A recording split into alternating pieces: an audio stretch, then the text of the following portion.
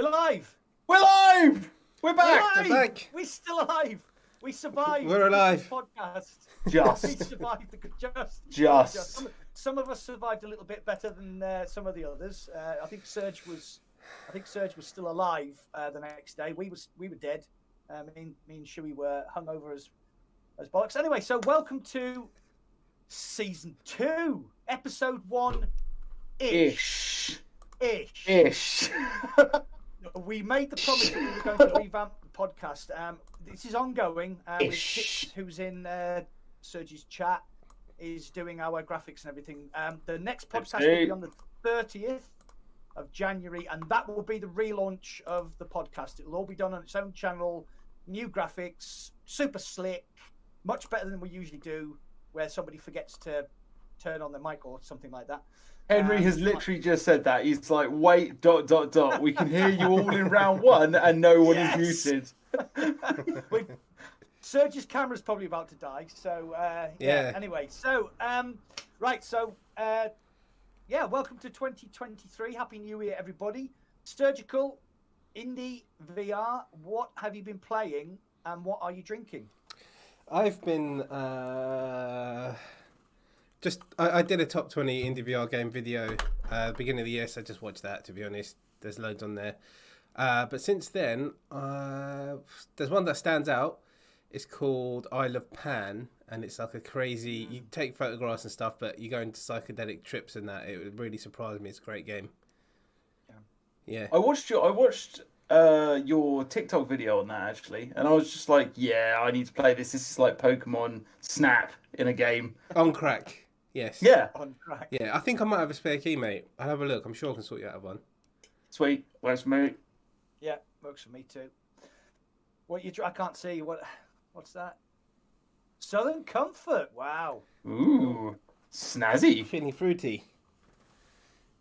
So, yeah. I'm just have to move you across slightly while there. Right, so, Shuey, what have you been playing and what are you drinking?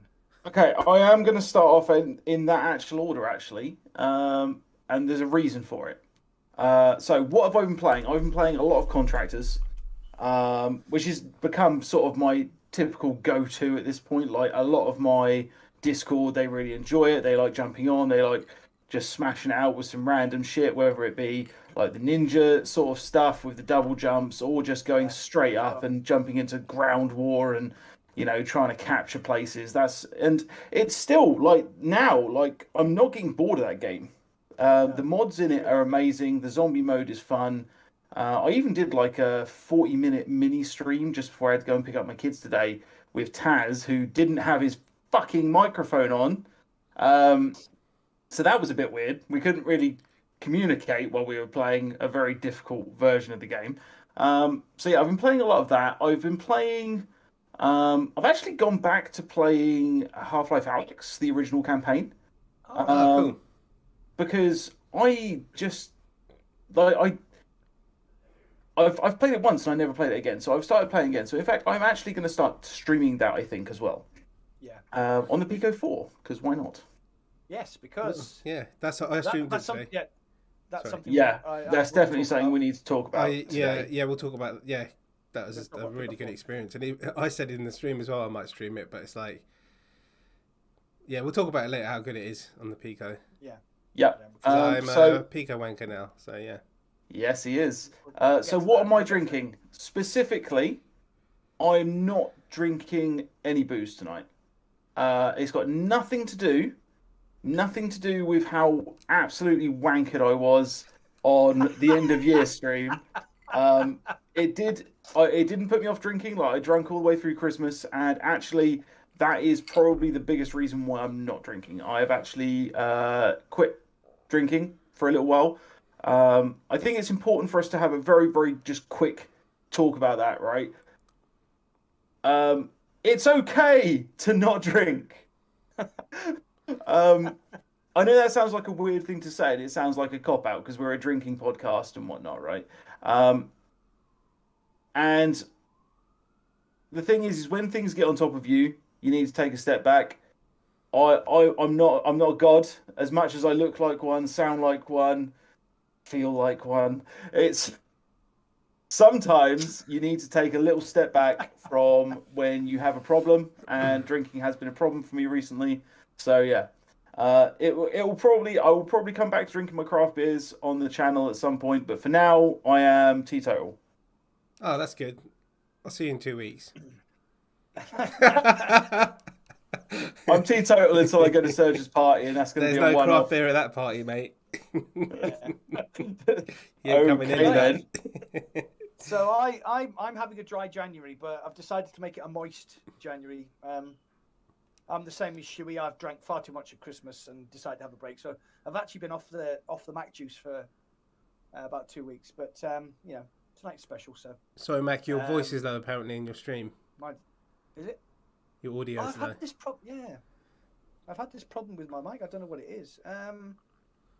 Right, give us 2 seconds. I'll just keep talking. I'll sort it out. So And no one talks. Yeah, I had this problem the last time as well. Sorry, give us a Well, let's start. Let's start with, we've already sort of alleviated to it. So Serge is now a Pico wanker. Why is it that you are now a Pico wanker, Serge? Why have you joined the rest of the Virtually Rek't podcast in the Pico way of life? Just bullying. You just kept ganging up on me and making me feel bad about myself, inferior, and yeah, I decided to. So jealousy is what you're saying? No, it wasn't even that. Do you know what it is? It's like I needed to see it for myself because I love my index, but I need to see what else is out there for PCVR, because if I don't, like, if I hold on to it for too much longer and Deckard announced the Deckard thingy-majiggy, it's just going to plummet in price. At the moment, it's going for like 700 odd quid, but I'm not saying I'm going to sell it, but I'll just look in maybe. But yeah, I think Pico, just the lenses, man. Like I know you guys like talked about it a lot, but then today was the first time I actually properly went into a PCVR game, and I was like, Half-Life Alyx looked real. It was crazy. It was so clear. It's amazing. Yeah, like, I mean, if you look at it hard enough, you can still see the screen door effect, right? Like, that still exists. It doesn't remove it, but it definitely lessens it. I didn't even notice it, to be honest. It does take a little bit. If you really focus on it, you can find the screen door effect ever so slightly, especially in certain environments, not specifically on Half-Life, but just in certain environments within games or within the home screen, you can find it. But unless you look for it, you don't see it. Yeah, it's really good. Like, the lens is just blown away. It's like, wow, I couldn't believe how good it looked. So, right, can I just quickly check my mic audio? Does that sound better to everybody? Yeah, I had this problem with. For us, it's fine. It sounds all right, mate. It's there's a little bit of crackle to it, but nothing horrendous. I think there was something on the when I did the Automobilista 2 stream, the mic wasn't playing up. The mic was playing up, so yeah. So anybody in my stream who's listening, right? So I never got round to talking about what I was playing. So I streamed and played a lot of Into the Radius at the beginning of the year. I basically joined Viveport, $7.99 a month, and yeah, you can basically. There's a lot of really good games on Viveport. Yeah. So I downloaded Into the Radius and Wanderer because Shuey played Wanderer, said it was really good. Never played it. Have you played it yet? Have you played it now? No, I haven't because I've been into the Radius. I really wanted to talk to someone about it. No one's played it. I downloaded Pilot Wings 2, and then basically played Into the Radius for 2 weeks, like non-stop. So, and I got my PS5 delivered last week, so I've been playing a lot of Gran Turismo 7. I forgot how obsessed I was with getting my licenses in Gran Turismo 7. So, yeah. Wow, great. So I've got Gran Turismo 7, I got Resident Evil Village, but I haven't played it. I'm waiting for the VR version. Obviously, I want Horizon. Shuey, you had a bit of a problem pre-ordering your PSVR 2, didn't you? Oh, God, right. So I went out today, and bought myself a PlayStation 5. Okay. Yeah. And I didn't buy any games for it yet. Like it's been set up on my desk. If you're part of my Discord, you probably would have seen the picture. I think this is the ugliest console that I've ever owned. It's a beast. But yeah, like PSVR 2. So I thought, right, if I'm ordering the console today, I may as well stick down my pre-order for PSVR 2. Went onto the website, sorted out the pre-order in the basket. I went for the PSVR 2 plus Horizon Call of the Mountain bundle, because then it works out, I think, is it £40 or something for the Call of the Mountain? And I also ordered a controller dock. Stuck it all in, because I thought for 40 quid, I'd rather have something that looks nicer. And they look like they're going to flop about on the table like fish, in all honesty. They don't look like they're going to sit and just be, because they're round, aren't they? So I thought, right, yeah, let's get the dock. Fuck it, 40 quid, done. Yeah, it's very pretty. I'm enjoying it. It's a great controller. Oh, sorry, go on. No. You're right, Serge. It is a great controller. Like playing the Astrobot thing with the adaptive control. Like until today, I'd never touched one of these. Okay. Neither did I. And it is glorious. But yeah, so I stick them in the basket. We've got Horizon Call of the Mountain and the controller pack, and I go to purchase it, and I stick in my address, all of the jazz, click accept, press go, pre-order this thing for me. And when it came up on my orders page, it had for some reason switched out my Call of the Mountain, bundle pack with, for some weird ass reason, it had switched that out for a standard PSVR 2. And I was like, okay, well, this is not a big issue. I can cancel the order and I can go over and I can stick the bundle pack back in. Nope, you can't. So where I am at this moment in time, one pre-order per household. Yeah, it's one pre-order per household. So it wouldn't let me pre-order the PSVR 2 now. Yeah, which is a bit of a shitter. I'll tell you one thing about their customer service. They're pretty bad. You talk to robots for the first 20 emails. Oh yeah, I couldn't get hold of anyone. Yeah. To speak to. They don't even open until 10:30 in the morning in UTC, which is a bit of a weird time of day to be like, oh yeah, our agents start then, and they finish at like 4 in the afternoon or something. Like they have the easiest day on the planet. Yeah. But yeah, consequently, I still do not have a pre-order for a PSVR 2, which I'm pretty annoyed about. Yeah. Okay. I did the same as you. I pre-ordered my PSVR 2, and then I thought I should really have pre-ordered the Call of the Mountain. So, but then I thought, if I cancel this, that means I'm going to go back on the list, which means I might not get it in the release window. So I just sort of thought, well, I'll just buy the hard copy of Call of the Mountain and just sell it on later on when I'm finished playing it. So yeah, that sucks. Yeah. It's interesting to know that a company as big as PlayStation still has shit customer service. They do, and yet we still hype on about Quest. We still hype on about the Quest sort of really poor customer services as well. Yeah. I mean the game is going to be. We all speculated how much games are going to be, so that will be in a physical about maybe £5-10 more because it was not with the bundle, but it's not going to be any more than 50 quid. So plus you can once you finish with it, you can trade it in and hold its value for a long time. But something like that, you just won't trade in, will you? Because you just be like, I'm keeping it because it's going to be epic. You know, it's going to be it's going to be Game of the Year candidate for sure. Yeah, I mean, I specifically ordered the disc version of the PS5 because I've got so used to buying digital versions now, and then play a game and then don't go back to it, and you think, well, if I bought the hard copy, I could have just sold it. But obviously on Steam, Quest, that's kind of not a thing. But on PlayStation, it's definitely a thing. It's definitely a thing. I'm going to become CEX's most favourite customer. Yeah. PSVR 2 launch. Because you were going for the digital one to start with. I was, remember you saying that, and I was like, no, you need to get... Because the games, like, say you buy a game for 70 quid, you're going to want to trade it in, you still get 40 odd quid for it. Like, one game I can recommend is Ghost of Tsushima. It's a brilliant game. Yeah. Play that between now and getting your PSVR 2. That's such a wicked game. So Walking Dead's just donated. Thank you very much, my friend. Thank you, He Walking said, Dead. getting a steering wheel. He says, getting a steering wheel and pedal because Mac dusted me on my controller. Basically, we played AMS2 in the stream, and Walking Dead was there with me. And I knew it was Walking Dead because every time we got to a corner, he just speared off into the distance. We were coming through the Dale in Donington Park, and this car just appeared in front of me doing like 2 miles an hour, and I smacked it up the backside, and it went shooting off into the barriers, and I thought, I think that was Walking Dead. Sorry, dude.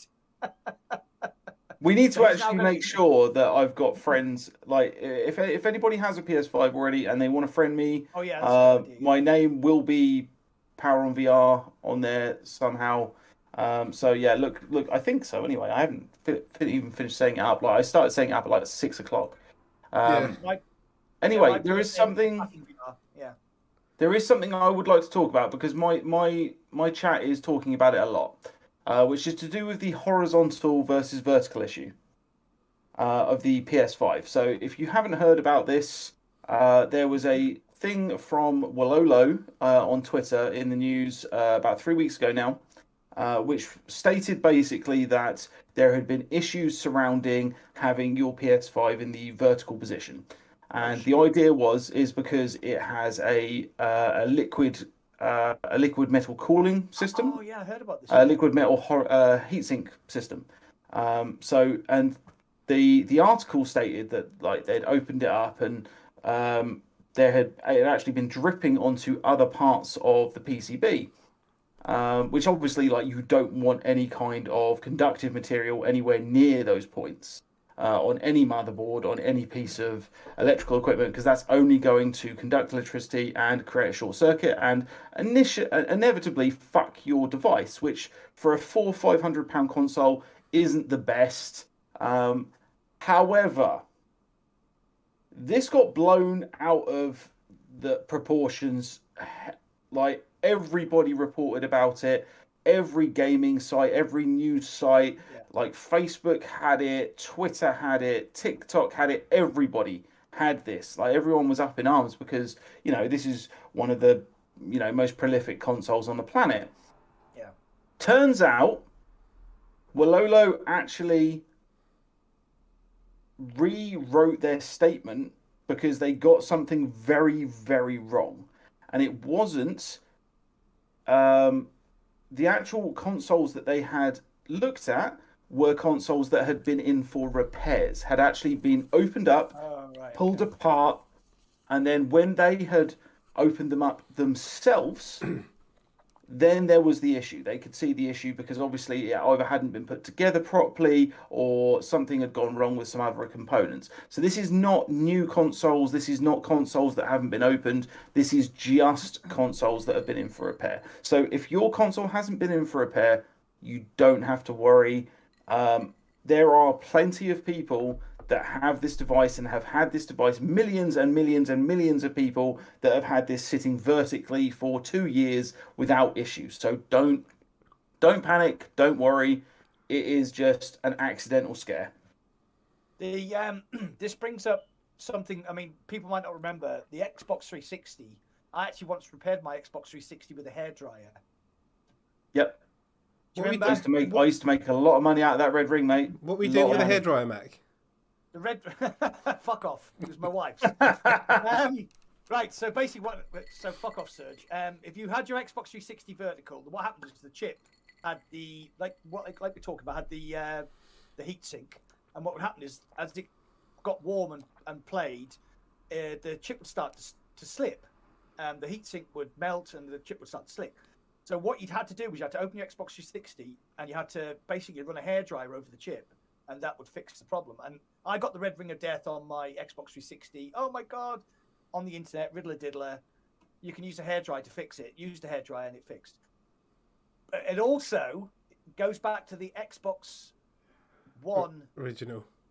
No, the Xbox Series X, when that first came out, and that video went viral on Twitter of the smoke coming out the top of it. Remember that? Yeah. And basically what it was just basically, it got blown out of all proportion. Guy put a video on Twitter saying, oh, wow, look at this. And what he was doing was he was trying to show the airflow by pumping dry ice through the bottom. Yeah. Was it vape? Was it a vape? Yeah, I thought it was dry. It's either vape or dry ice, but it's a Yeah. vapor either way. But he was like pushing vapor through the bottom of the Xbox Series X, and of course, because it's basically just a giant funnel, it was dragging the vape and the smoke up, and it was coming out the top. And people were like, "Oh my god, Xbox Series X is catching fire!" And this guy was like, "No," but by then, the story had already gone viral, quite similar to what Shuey's been talking about. So, yeah, it's just one of those things. It was vape, yeah. Moby's just confirmed it was vape, yeah.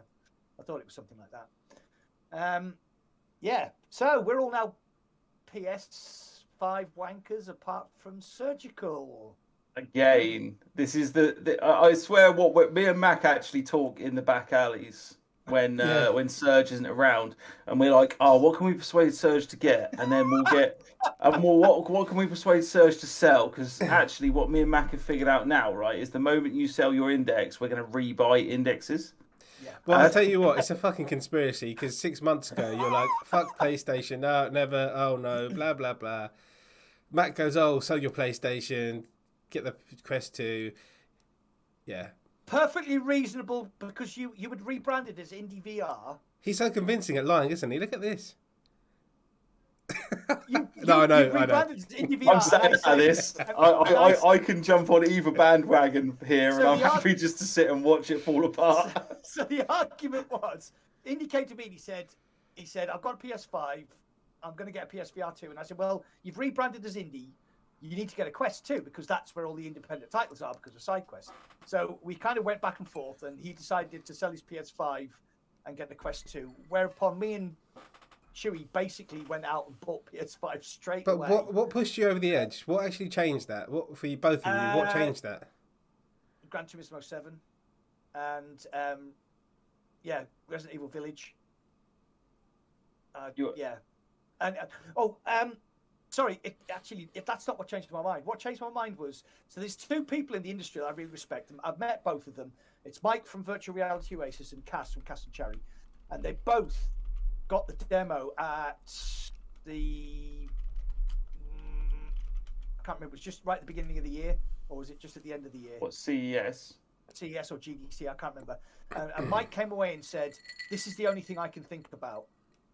Oh yeah, he said that in like October. He got a he went down to London. That was it. They invited him down to London. Yeah, and he came out, and I mean, somebody like Mike, who is, he's an industry vet. He's been involved in this sort of industry since the beginning, 2016.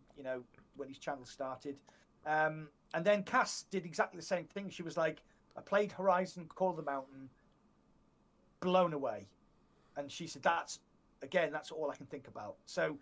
Like for me, it wasn't, the icing on the cake was Gran Turismo VR because I'm a massive Gran Turismo fan.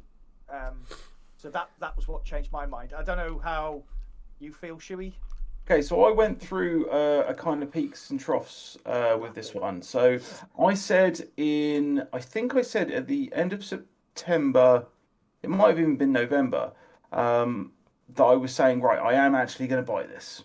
And my reasoning for buying it was not necessarily the best reason for doing so. My reason for buying the PSVR 2 and the PlayStation 5 was because simply I run a VR channel, right?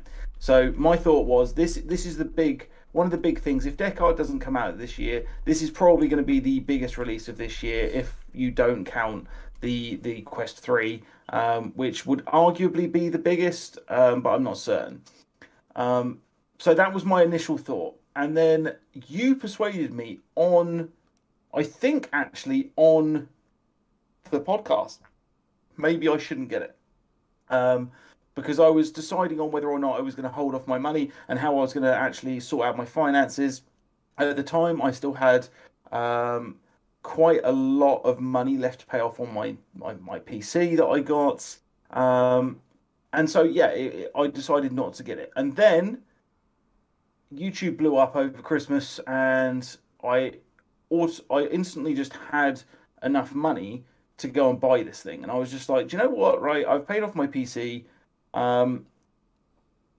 If YouTube's paying for it and it's not coming out of my money, even though it is my money kind of thing, then I want to experience it. And actually, I keep forgetting that it has foveated rendering, that it has these different haptics things, the fact that it has eye tracking and all sorts of interesting. Like for some reason, I managed to bury that in my subconscious somewhere and just be like, no, ignore it, don't worry about it. That's not going to make you. It's not going to change your mind.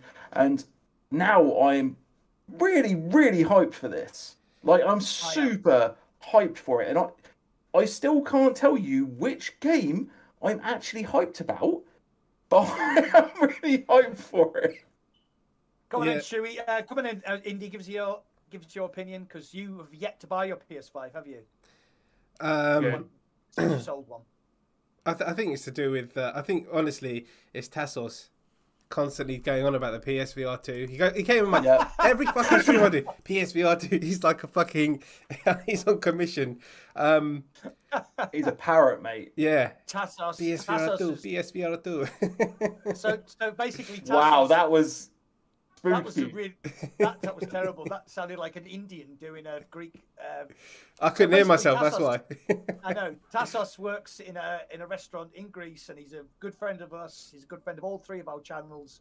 He's a top guy, and he's just saying he is working his arse off to buy his PSVR 2, and that's what makes me feel a bit guilty, because I'm a little bit better off than he is. So I just said to the wife, "Can I get this?" And she was like, "Oh yeah, it's good for the channel." Yeah, that's a good way of looking at it. Yeah, it is. So sorry, Indy, I interrupted you.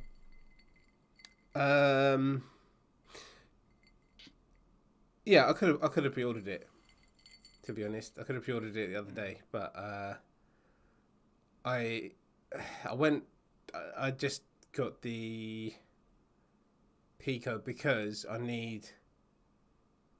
My main thing is like PC VR and obviously indie stuff, and I needed something good.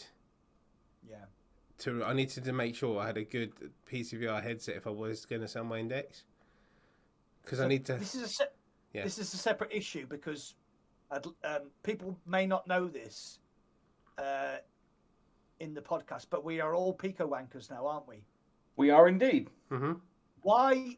So, Indy, why did you buy Pico? Because you told me to. We were on the fucking phone, and he goes, "Pull the trigger." That's exactly what happened. No, right. So anybody doesn't know this. I have contacts in Pico. I was very fortunate to be invited down to London by Pico. Met my good friend Shuey when we were there, and so my contact in Pico.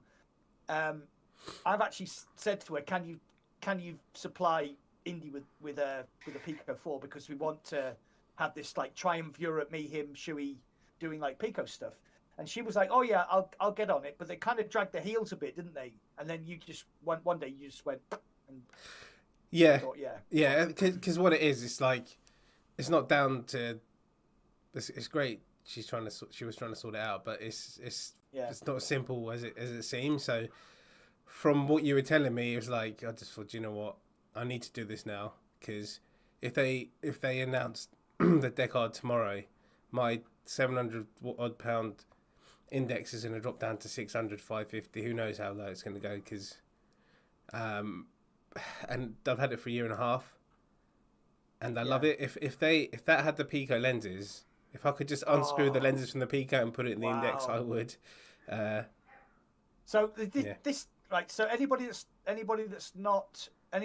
hasn't experienced the Pico 4, like, what was your first impression when you put the Pico 4 on your face? Apart from it being fucking uncomfortable. Oh, do you know what? It's funny you say that, because I played for 4 hours and I did not give a flying shit about the face thing, the head thing, nothing. It was fine. But then I was dropped on my head a lot as a kid and slammed into the ground on my head. So I've got a skull that's probably a few inches thicker than most. This is a good advert for Punjabi Sikhs, isn't it? I got dropped on my head a lot. Child, yeah. So, yeah, it's just how light it is, really light. And the first thing I did is I put it on, and I thought it can't be that good.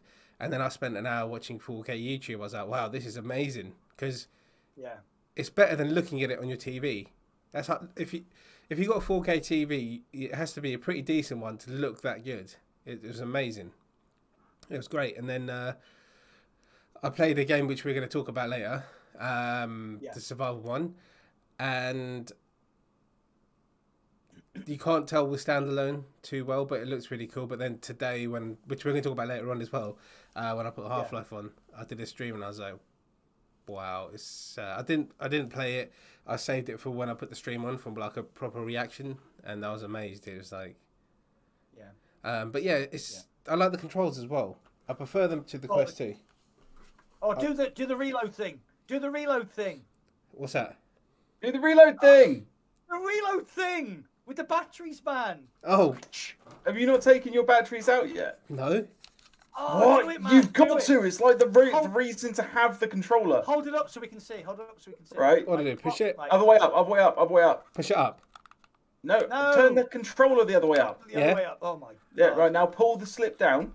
Yeah. Pull the little tag down. Oh, cool. Now Yeah, slam and then it you back can in. Slam it back in.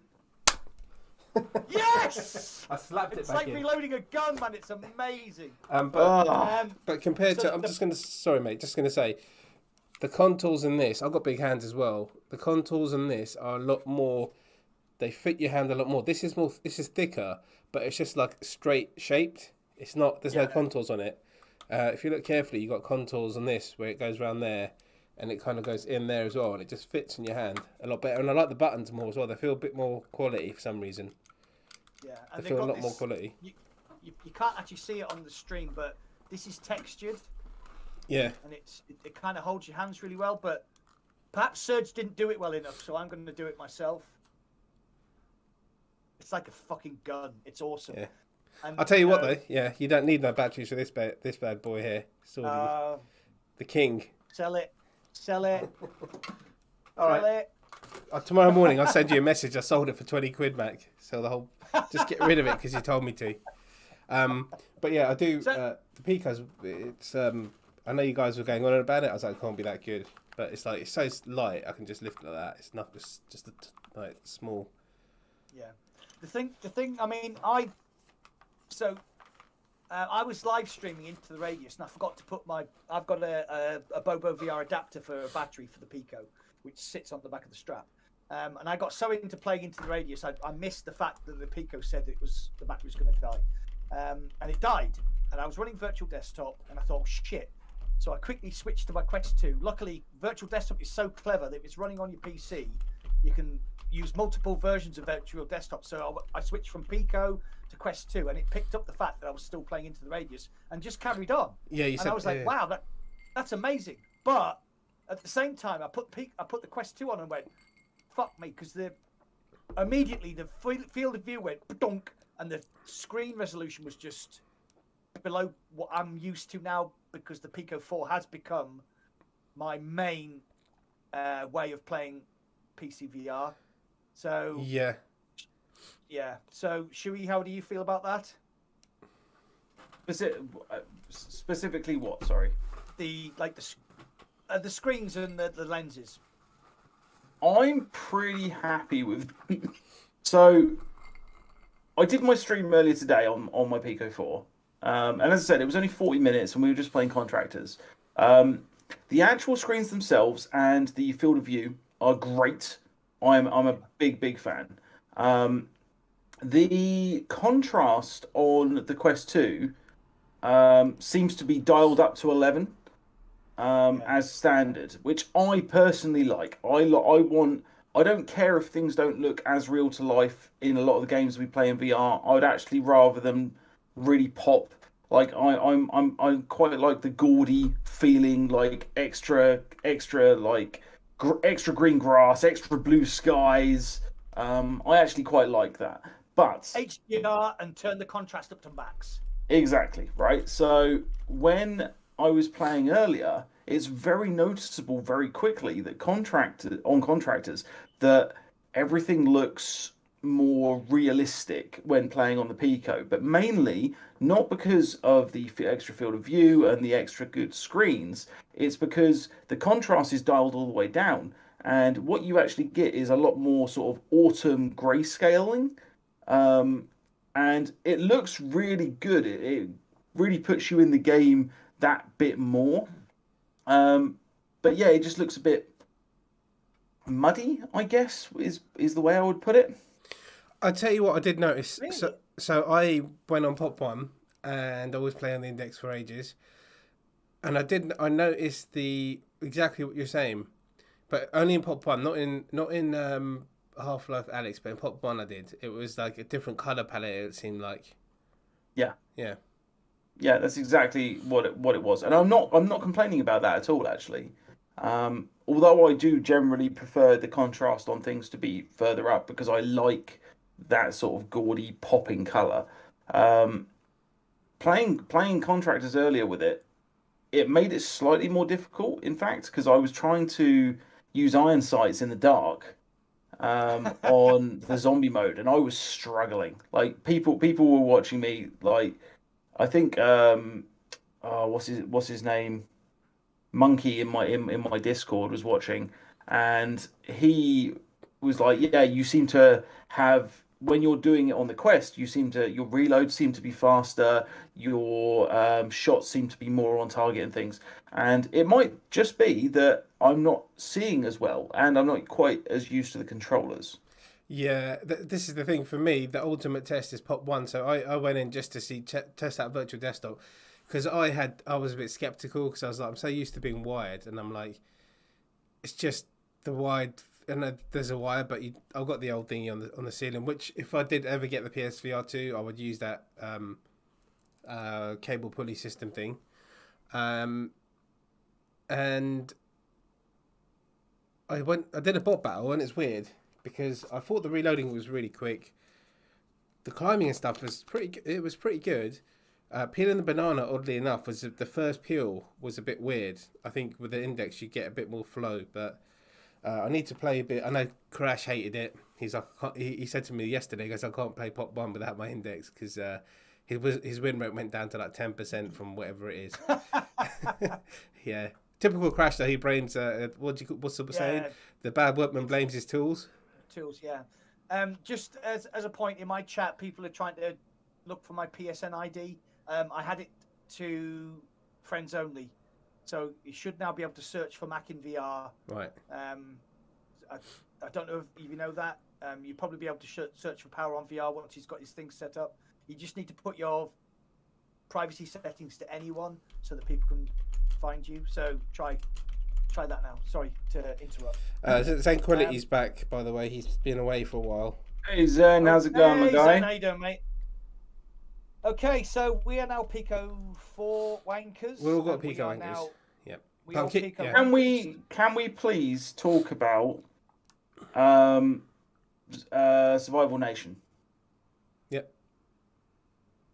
Okay. It doesn't have to be. It doesn't have to be long, but okay. I would like to talk about it because I actually spoke to. For those of you who don't know, when you is our contact within Pico, and she's lovely. Like she's absolutely wonderful. And she treats us really, really, really well. And Wen and Shuya gave us access to a Pico exclusive called Survival Nation. Some of you may have seen Mac streaming it in the last sort of few weeks. Serge has streamed it as well. And Serge has streamed it as well. Before I come in, because I'm the only one who hasn't streamed it, I have played it. I've played about 3 hours, I think, of it. Okay. And I have a feeling that it would be fair for people to say it, so I wouldn't disagree with it, that maybe I haven't played enough. But can I get your guys' opinion on this before I jump in? Okay, so I was given access before everybody else. Pico Wanker. Yeah, go. No, it wasn't that. Shambassador. Shambassador. I got access. I got access just before it released. And I started to play it. The first 2 hours are pretty dull. Yeah. It's basically a hand-holding, showing you the ropes of how to play the games. It's nothing different from any other game you've ever played, but there's a tutorial. It's just that Survival Nation is quite in-depth. So there's like a 2 hour kind of hand-holding bit, which I initially thought, oh my God, but when I actually got out into the game, it improved. My first feeling was that if anybody's played State of Decay on flat screen PC VR or Xbox, I don't know whether it was released on PlayStation. So State of Decay was an amazing zombie game where you could hoard your resources, build your bases, gather people with certain skills. And if they got killed, they were dead. That was like, if they got killed on a mission, they were dead. It was quite traumatic if you actually sent somebody out on a mission, they got killed. So my initial thought for Survival Nation was that that's how I felt about the game. So I'm level 26 or 27, I think. I haven't checked recently. So I put about 6 hours into it, and my feeling is, unfortunately, it's quite lackluster. That's my feeling. I do, yeah. There you go. Okay, so I've streamed it a couple of times. Bit slow to start. I like all the leveling up, weapons unlocking, and all that kind of stuff. I've got a pretty good bow now. So I don't have a lot of experience with standalone, so I can't compare it. I've never played a standalone open world game, I don't think. So I just said it is what it is. The graphics aren't the best. They could do an overhaul, but it's playable. And for me, I think the main thing, there's a couple of things. The zombie models and the actual textures, the actual zombie models. I have seen better ones now, but in general, they use the same zombie models and they all spawn at the same place. And when you get to a certain point, you have to just do loads of side missions, the same shit over and over again. But it doesn't tell you that. You need to get to level 15 by doing these boring same shit missions. They just rinse and repeat them till you get to a certain level. Then you do one mission, which is the main storyline, and you got to level up again doing all this other crap. So it's like, that's another gripe for me, because I was streaming yesterday. I was like, God, this is boring, because people are watching and I'm just doing the same crap. Yeah. Yeah. Sorry. Should we... I was going to say one of the things... Right, so one of the things I liked about State of Decay was you could go out specifically to clear zombies from the area. Yeah. Right? So one of the things about State of Decay was some of the areas were really, really thick with zombies. So you could go out on a mission, not like scripted, and you could clear an area of zombies so that you could then loot. Yeah, yeah. With Survival Nation, every time you leave the sanctuary, the same zombies, the same level 1 zombies, pop up out of the ground, and you just like, oh, for fuck's sake, and you just run past them. Yeah, I did ask you the other day, Mac, about if you went further into the map and you died. So I actually went further into the map yesterday, and you got level 30, 40 zombies. Yeah. But what it was is there was screamers and there was different wildlife that comes after you and all that stuff. But in the chat, they even pointed, I can't remember who was pointed out the same thing. It was like, they all just walk until you shoot them. And then when you do shoot them, they rush you. So you can go to these high level areas and they just keep walking, which is a bit weird. And then again, it's the same thing where they keep spawning at the same place. I think it's a bit... Yeah. I think it's a bit kind of lazy. It's a bit stupid. But to be honest, I love the survival... I love that kind of game. It just needs work. I just don't... I think... Yeah. I don't... It's supposedly an early access, right? Am I right on that? No. This is the full title release. Anybody wondering what we're talking about? Me and Serge are actually going to stream it tomorrow in the afternoon. Sorry, Power On, you're working. No, I'm not, but I'm still not playing it. Right, so, cool. Right, come on, right. man, let's go. So here's the thing, right? I didn't enjoy any single part of what I did. I didn't enjoy the voice acting. I didn't enjoy the lack of backstory to anything. Which I know they're trying to make you the protagonist, and so there has to be some sort of like lack of backstory to that. But like the first lady you walk up to, she's just like, "Yeah, we know each other," and I'm just like, "Cool, why?" You've like arrived on a boat under a waterfall that looks like flowing blue slime. Like it does. Like there's no water graphics. There's no there's There's invisible walls everywhere, which I wasn't a fan of. I hate problem. Massive problem. The zombie reactions to damage is terrible.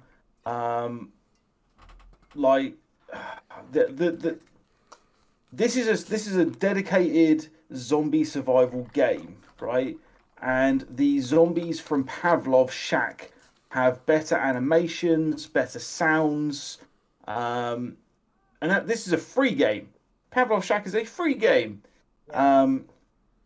In all honesty, you're right in what you said, Serge, is that it does feel like it needs work, but I genuinely don't think they're going to work on it. I honestly thought all this time, somebody said, I don't know where I read it or just made up in my mind. I heard it was early access and it's still being worked on. So that's the actual game, because I didn't realise that. Yeah, that's a full retail release, mate. Okay. It feels like Pico, and they're not wrong in doing this because they are playing catch up. It feels like they are just throwing the money at the situation and hoping that something sticks, and they're trying to get exclusives on board so that they have a reason why you would buy the Pico, not just for the hardware but for the software as well. And that's a good thing. They should be doing this. In fact, I had a conversation with someone earlier to do with certain new things that are coming to the Pico ecosystem, and I'm really happy about them. But yeah, so they should be doing that, and it's pretty cool. But unfortunately, this one was a massive swing and a miss for me, to the point where even though two of my friends are going to be playing it tomorrow, I have so little interest in playing it that I'm sorry, I'm not going to be joining you. Well, go on, Matt, sorry. So so if you could upgrade the base, if you could recruit people to your team, like you could in State of Decay. So one of the things I really loved about State of Decay was that you could build a base and then you could outfit that base with specialists. You could have like a gardener, you could have a cook, you could have guys who were ex-military to watch the guard towers. You could have expert scavengers who you could just send out on missions, like completely irrelevant to what you were doing, and they would go out and come back with resources. But sometimes they get into trouble. You have to go and rescue them. That was all kind of part of the problem.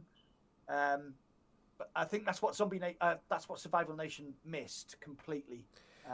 Sorry, Shuey, you no, sorry. Right, so Slow Coach just put in my chat, we need DayZ, and my brain throughout the entire time you were talking was just like, why don't we have DayZ in VR right now?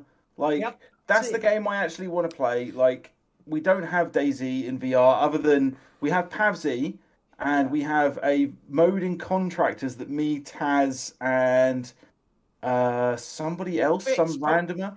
No, it wasn't Fitz. It wasn't Fitz. I think it was like there are some clips I've got which are fantastic where we were in there and we met this guy, and you can change like the channel on your walkie-talkie so that you can be in a team as you're wandering around the map. And we met this kid, and this kid, like, he kept coming over to us and being like, hey guys, can I hang out with you? And we were just like, yeah, that's fine, drop all your weapons kind of thing. And eventually I was just like, bam, in the back of the head, and I felt fucking terrible about it. But it was pretty fun, but it's garbage. But we don't have what is essentially a DayZ port over to the VR space, and it would be perfect. Like, it doesn't have to look good. In fact, it can look like Survival Nation. Sorry, I don't care if it looks like that, so long as it plays like DayZ. There's someone working on something very similar, developer.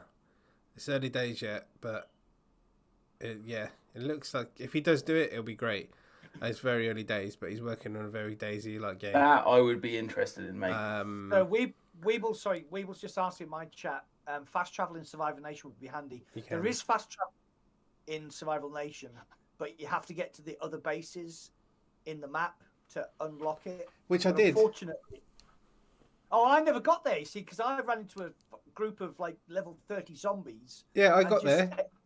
Oh, you did? Yeah, I got there. There's fucking nobody there because it's part of the main tier quest. There's no one there. No. And then I died of hunger. No. Bad bad decision. Yeah, the thing is, I play indie games a lot and stuff, so I let a lot of stuff kind of slide a bit because I'm just used to it. But I didn't realise that was the actual game because I was thinking they were going to do more. But I love the whole leveling up. A lot of it is really cool, like the weapon stuff, leveling up, and the skill tree. Yeah, it's just the really core gameplay is. Yeah. It reminded me a lot of oh Christ Almighty, what was the? Oh my brain! The one where you're in the forest, Green Hell. Green Hell. No, right? the forest. The forest or Green Hell? No. Oh, you're on about the actual survival game, Green Hell. Yeah, where you had to if you got a parasite in your stomach, you had to eat a mushroom and I really liked that leveling up tree. So that was one of the things I liked about Survival Nation was the leveling up tree. It was it's really in depth, and I like that thing about the RPG aspect of it. But like I said, every single time you leave the base and the same zombies just go whoop, level 1, and you're like, I'm just going to run past you. That's yeah. I didn't. Sorry. Did you get to the zombie bear? That was the last mission I did. If I can talk. How? Yeah. So basically, what happens in Survival Nation is. Sorry, I didn't mean if I could talk. It's because I was stuttering. Sorry, I wasn't being a cunt. Right, okay. So the zombies basically they will sort of scramble after you. If you shoot them, they run at you, and they're quicker than you are. So if you shoot them, you have to be committed to actually taking out the whole group of zombies. So the problem with the zombie bear was it's like, oh, there's a zombie bear where we go fishing. We need to kill it because it's eating all our fish. Okay, go down.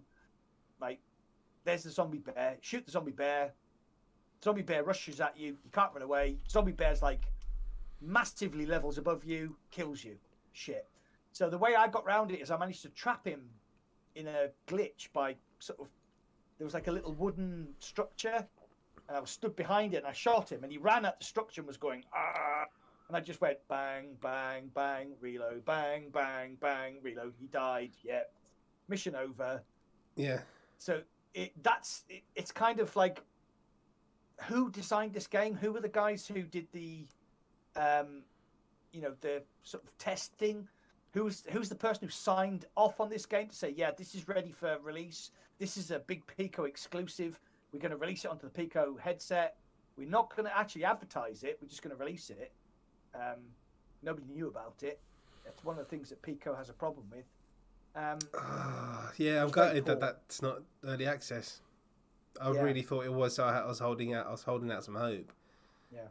Disappointing all round. Yeah, I mean, Pico, they're trying really hard. Like I said, me and Shui have contacts in Pico, and they are really trying hard. But you've got to remember that Meta have like a massive nearly 3-year head start on them. Obviously, taking into account the Quest, original Quest. Obviously, the Quest, the Go as well. But I think they'll get there. I think the headset itself is a quality item. If you use it for PCVR, the lenses are great, the screens are great. It's a little super lightweight. Yeah, unless you have a Surge face where it just fits, because he's been dropped on his head as a child. I still need to try and get hold of a new facial adapter for that because they exist now. We know that they exist. I've got 2 on the way. On the way. Right. So what happened was I backed the Geek VR Kickstarter in December. Cost me £55, and it's kind of like it's an adapter. It looks like a Quest Pro head strap. It's got like a sort of forehead cup and a new insert with the sort of PVU, sort of soft cushion face, and Sebastian from what's his name? Seb from YouTube channel MITV. He did a review and he said it was good. And also AMVR, who sent me what did AMVR send me? They sent me. Oh, they sent me anyway. AMVR sent me some. They're sending me another facial interface, which should be with me within the next week. So we've got 2 options now, and that is the only criticism I have of the Pico 4 is that it's fucking uncomfortable. The facial interface is terrible. Yeah. But that's a replaceable thing, and it will get better. It's like the Quest, in my opinion, was fucking uncomfortable, and now it's one of the comfiest things I own. Yeah.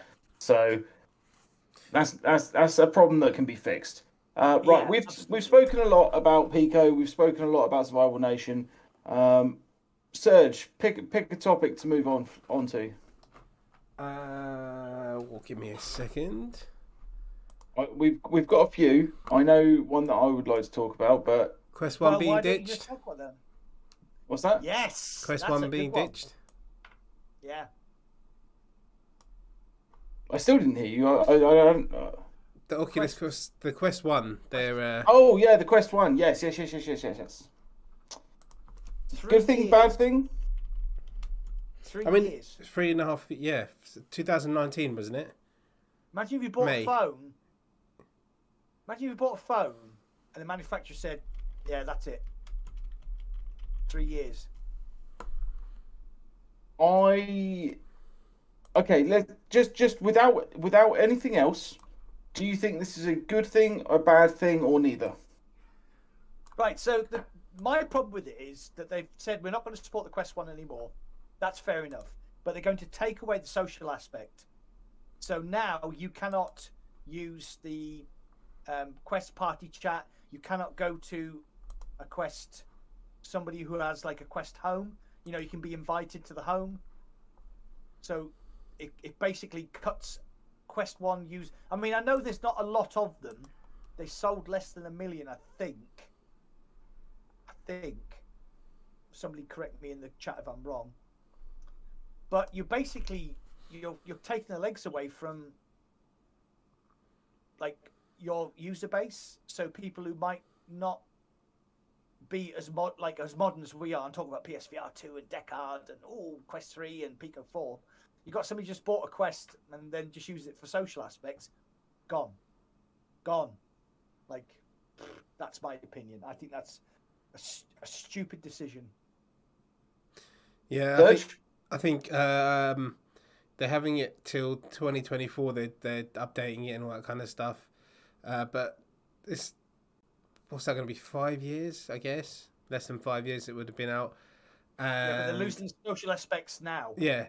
So I think it's shit because obviously because people lose the social aspect and all that stuff. That's really bad. They should just continue keeping it going. They're trying to force people to go into the Quest 2.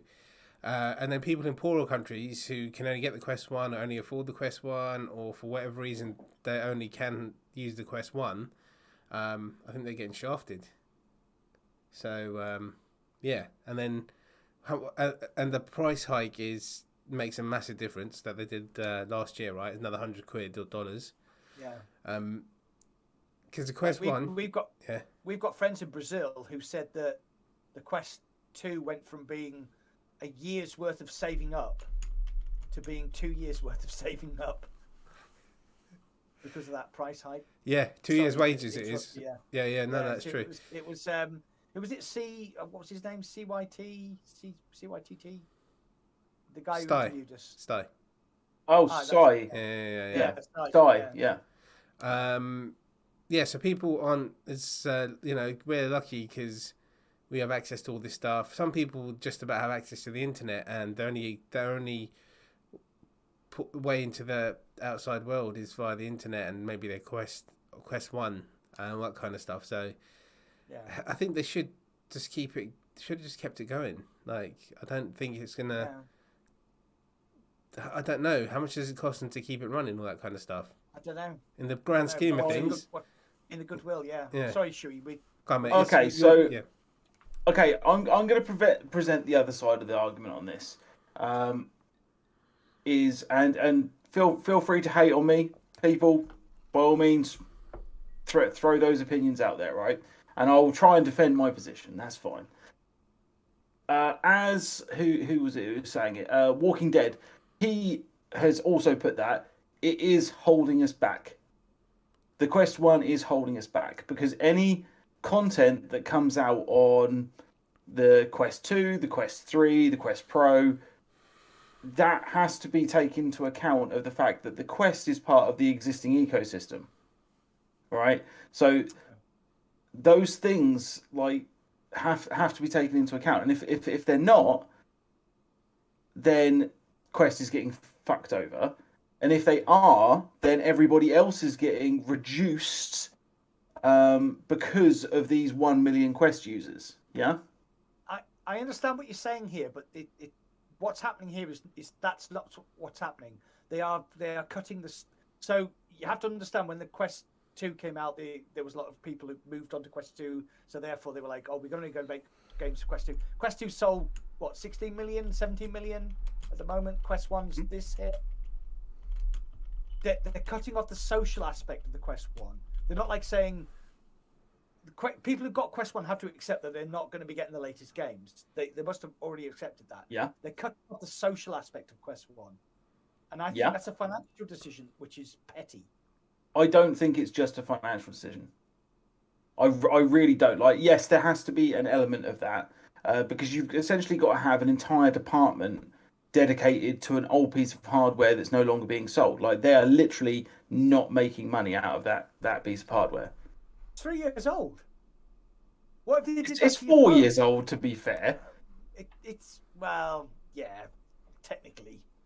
It's 4 years old, to be fair, and it's not like if they'd sold 25 million, 50 million, 100 million of these devices, that's a whole different kettle of fish, right? Yeah. Like, the PS5 didn't sell 1 million sets of the hardware, did it? The Xbox didn't sell 1 million sets of the hardware. It sold multiple millions, right? So even though that the current life cycle for that is, what is it, 6 years? 6 years to 7 years? So we're talking half of that and less than 10%, by probably less than 5% of the total sales of these other consoles, right? For roughly the same price. Because the Quest 1 was an expensive device. I think it was it 400? I think it was $400 when it came out, £400.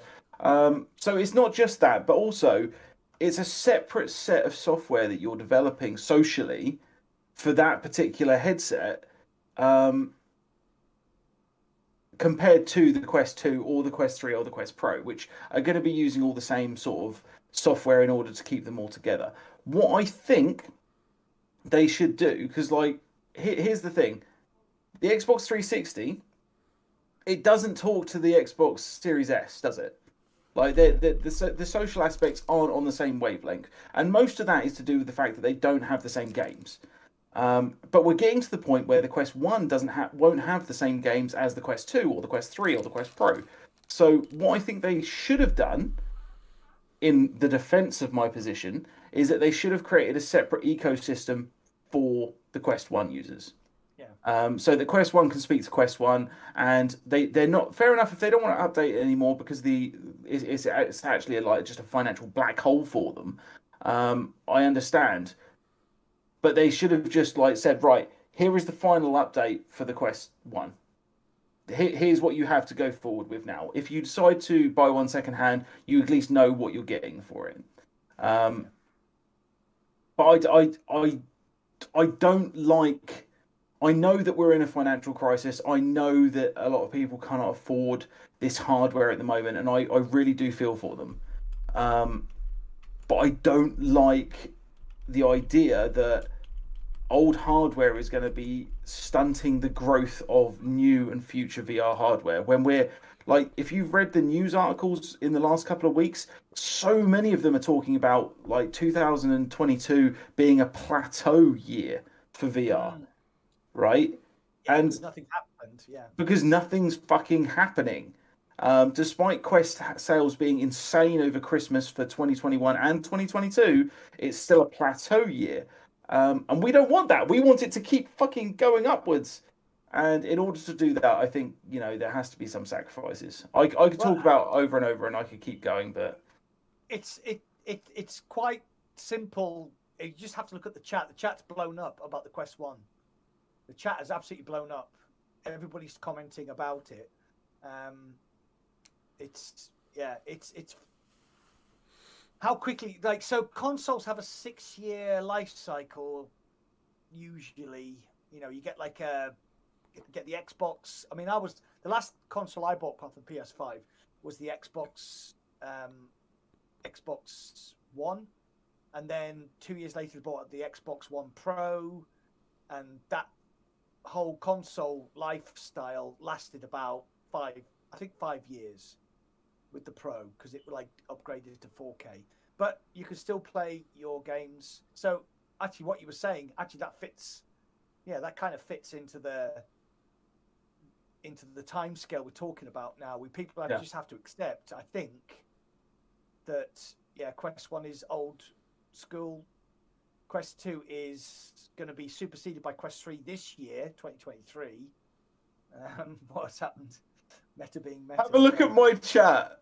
Have a look at the third and second last messages and who they're from. Indie by PSVR. Oh, that's Tassos. Fucking hell. Taz. So, for those of you who haven't seen, Tassos has changed his name to Indie_by_PSVR2.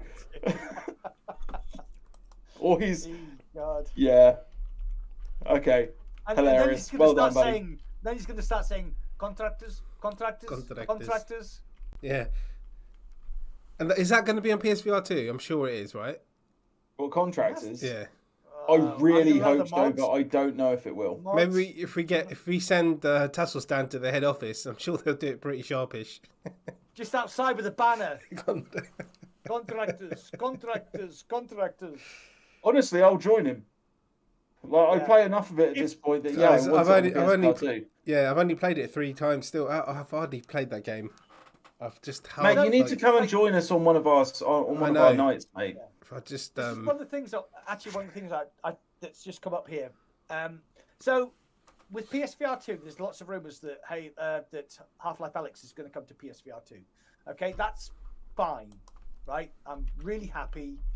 I want more people to experience Half-Life Alyx, but they need the mods. Yeah. They need gunman contracts. They need levitation. They need all those mods. So if they bring contractors to PSVR 2 with its amazing screens, foveated rendering, running at super high HDR 4K, but they need the mods. So are they going to allow the mods? Because basically the mods are Call of Duty. And that's one of the reasons I play contractors, is because of the Call of Duty mods and the Jedi mods with the lightsabers. Are they going to allow that?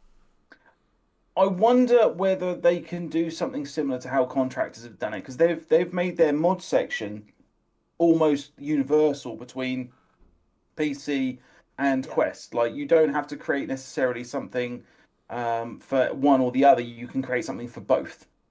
And if you look at how Onward did their Steam Workshop stuff as well, you can access the Steam Workshop on Oculus in order to share those extra maps and things. So what I'm hoping is that if they do something like that, that they are actually going to allow some sort of Steam Workshop integration.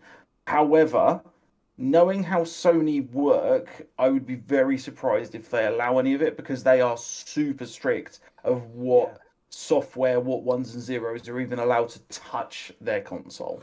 Yeah, if you look at consoles like DayZ on console, they I'm pretty sure it's still the same case. You can't get mods or anything. A lot of games that are on PC, you can't get mods. I don't on the consoles. So if they're not doing it for flat screen games, I don't know if they do it for VR games. It's VR's pretty small compared to the flat screen games. So it'd be great though. It would be great. And Half-Life Alyx with foveated rendering and all that kind of stuff.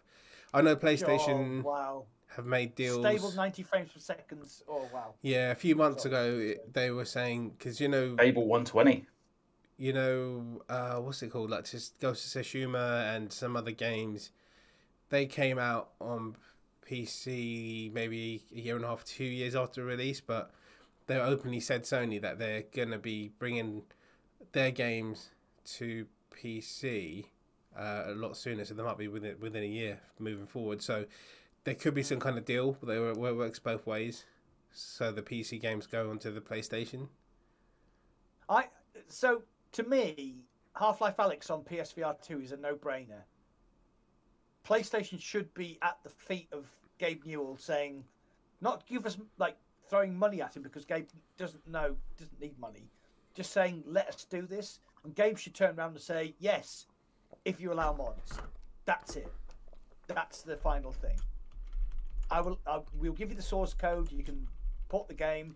It's not going to be a difficult thing to do. Basically, PlayStation is just a PC. Yeah. You can put foveated rendering into it. You can put eye tracking into it. It's going to make it look amazing.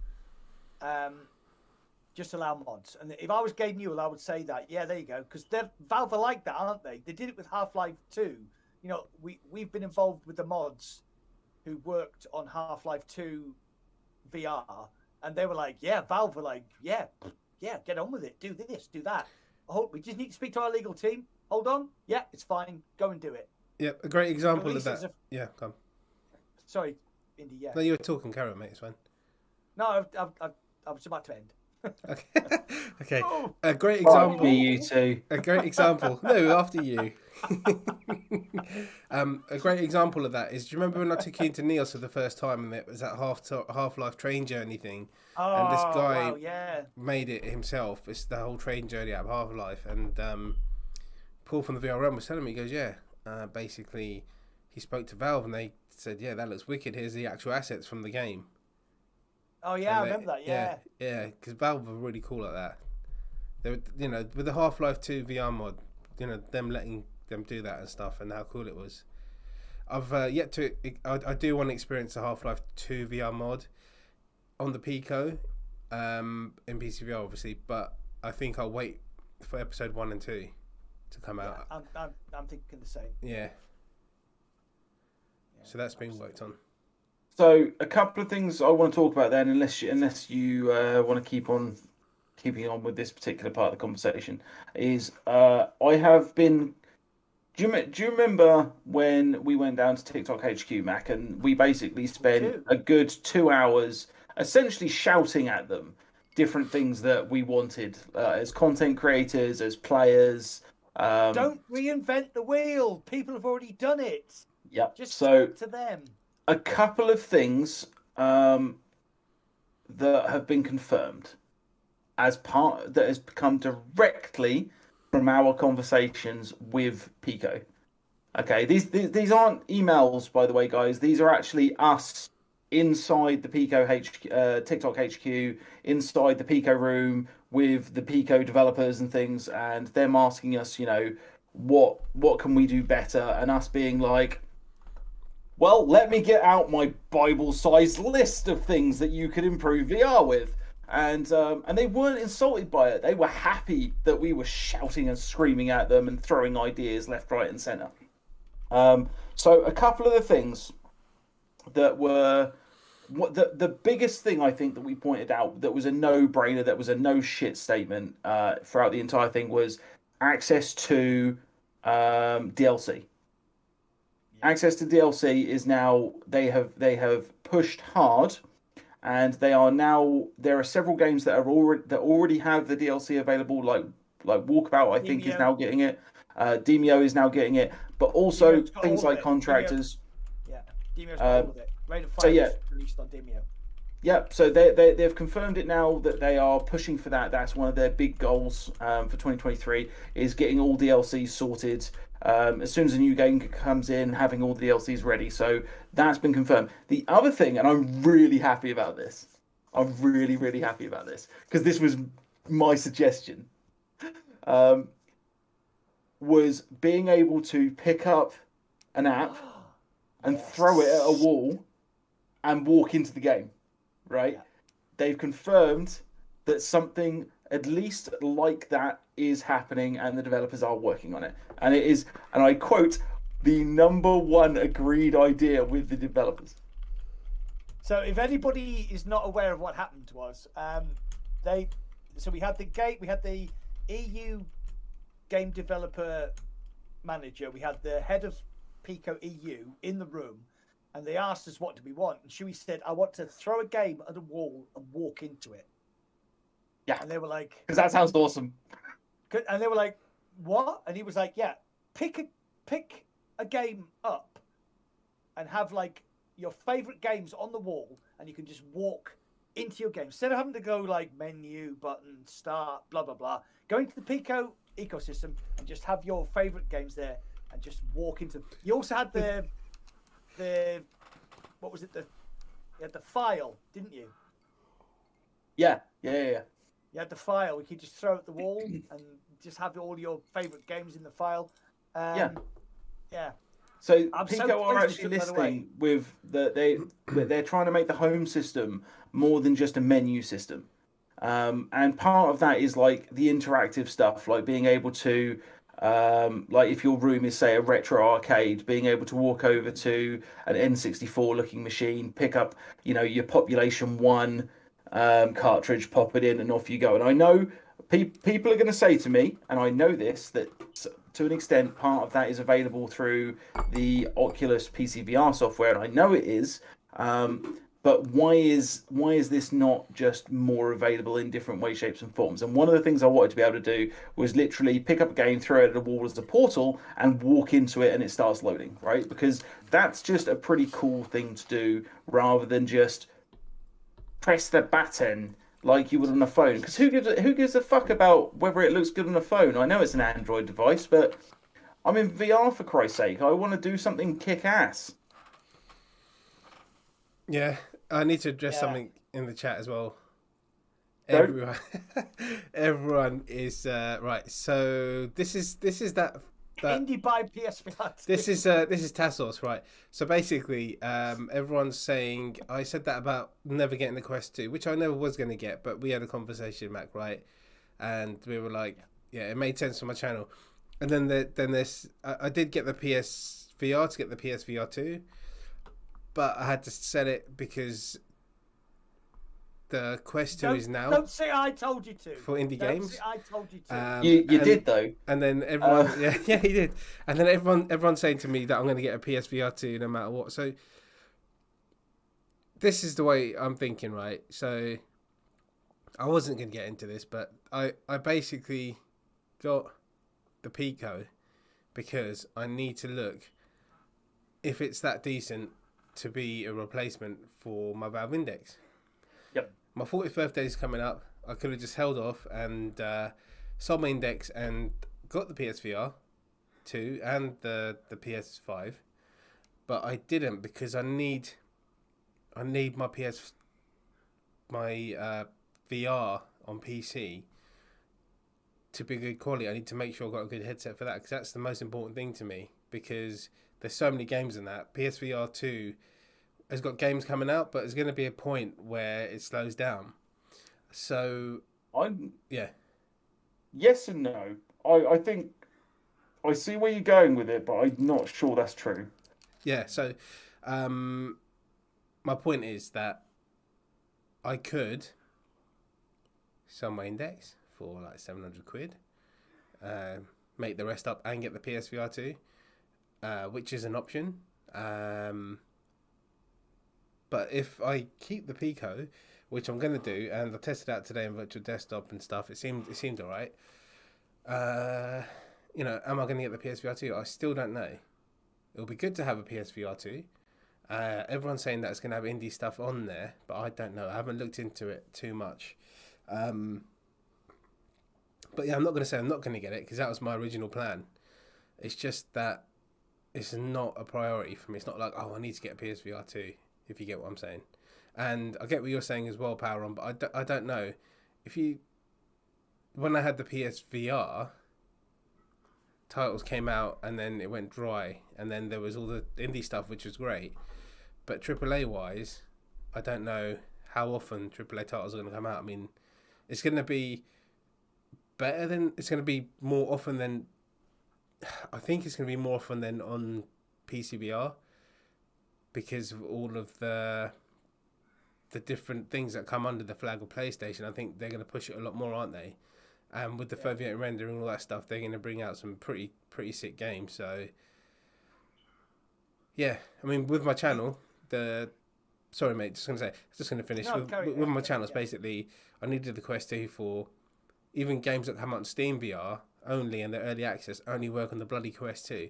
So, yeah, I need the Quest 2, unfortunately. I wish I didn't. Okay, that's the That end of my entire story. that entire speech needed violin music behind it. Yeah. And we all get it, and we're all still gonna fucking. Oh my god! I feel like I've influenced so much of what you've just said. So You have. I know. I had his best intro. So can I just say, Rios has just joined as a member on my channel, and Rezol's just donated $10. Cheers, my friends. Thank you very much. By the way, that emoji is fire. That is fucking great. Serge, man, everything I do is motivated to help you. I do it for you. Yeah, get the violin out. Yes, yeah. See this? This is the world's smallest violin. It's playing just for you. So, at the time when you had your PS5, just before you rebranded, that was the wrong decision to have the PS. When you rebranded, it was the wrong decision to have the PS5. Yeah. So, Yes. getting the Pico is the best decision you've ever made. Sell your Index. Honestly, the Pico it's a great PC VR headset. It's great screens, great lenses. It's superior in certain ways to the Index. In certain ways it isn't, because you don't have the lighthouse tracking. But you will not ever again have a problem with the indie game where they say, we haven't done the Index controllers yet. We basically done it for Quest 2, because the Pico 4 will do that for you, because they're basically quite similar. Yeah. So can I just address Googly Games saying, you rebranded, it's worked. I don't see you selling your Index, right?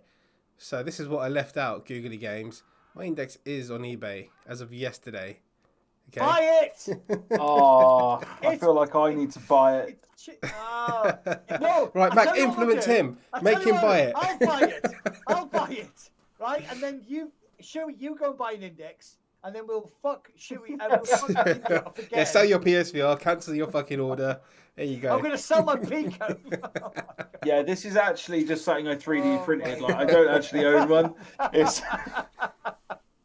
Oh my god, it's gone to shit already. Yeah. So so my map for this year is Pico PCVR. I'm not really bothered about Quest standalone, because there's not really a lot happening on Quest standalone that interests me. I'm really interested in PSVR 2. I want to play Gran Turismo 7 in VR. I want to play Resident Evil Village in VR. I want to play Horizon Call of the Mountain in VR. I'm extremely excited about those 3 games, and that isn't so. What Shuey said about 2022 being a plateau year, nothing really happened in 2022. We're going to talk about our highlights of 2022 later in the podcast. But like, as far as video games, the one that sticks in my mind is Red Matter 2, Levitation, the Half-Life Alyx mod.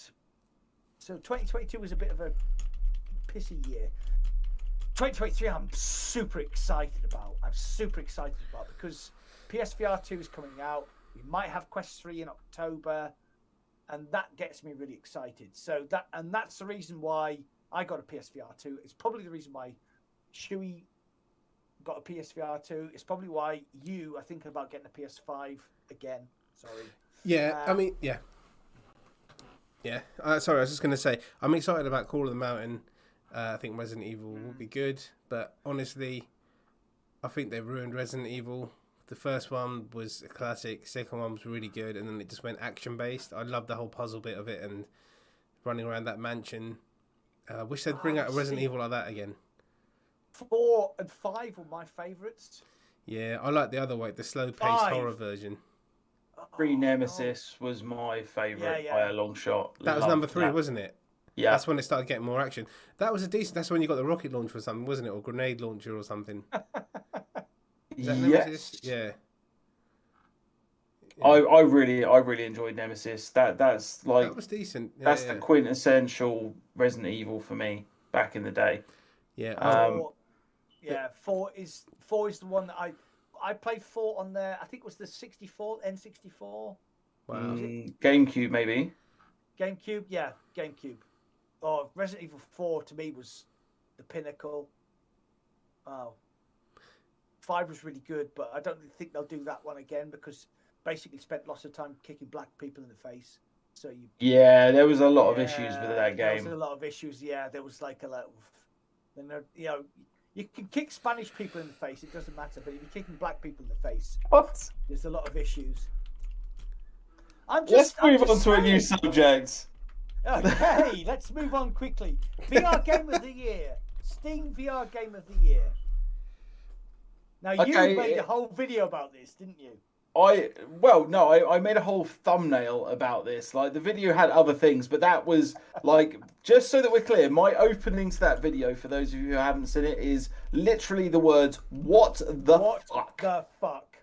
Oh, yes. I saw that. Sorry, I thought you were talking about our personal ones. I'll get what you're talking about now. No. The shit show. Before we get into it, we need to explain that Steam says, like, will you take part in the Game of the Year award sort of thing? They send out an email, and then you have to vote on your Game of the Year, Music of the Year, blah, blah, blah, blah. And VR Game of the Year is there, but unfortunately you can't skip it to complete the survey.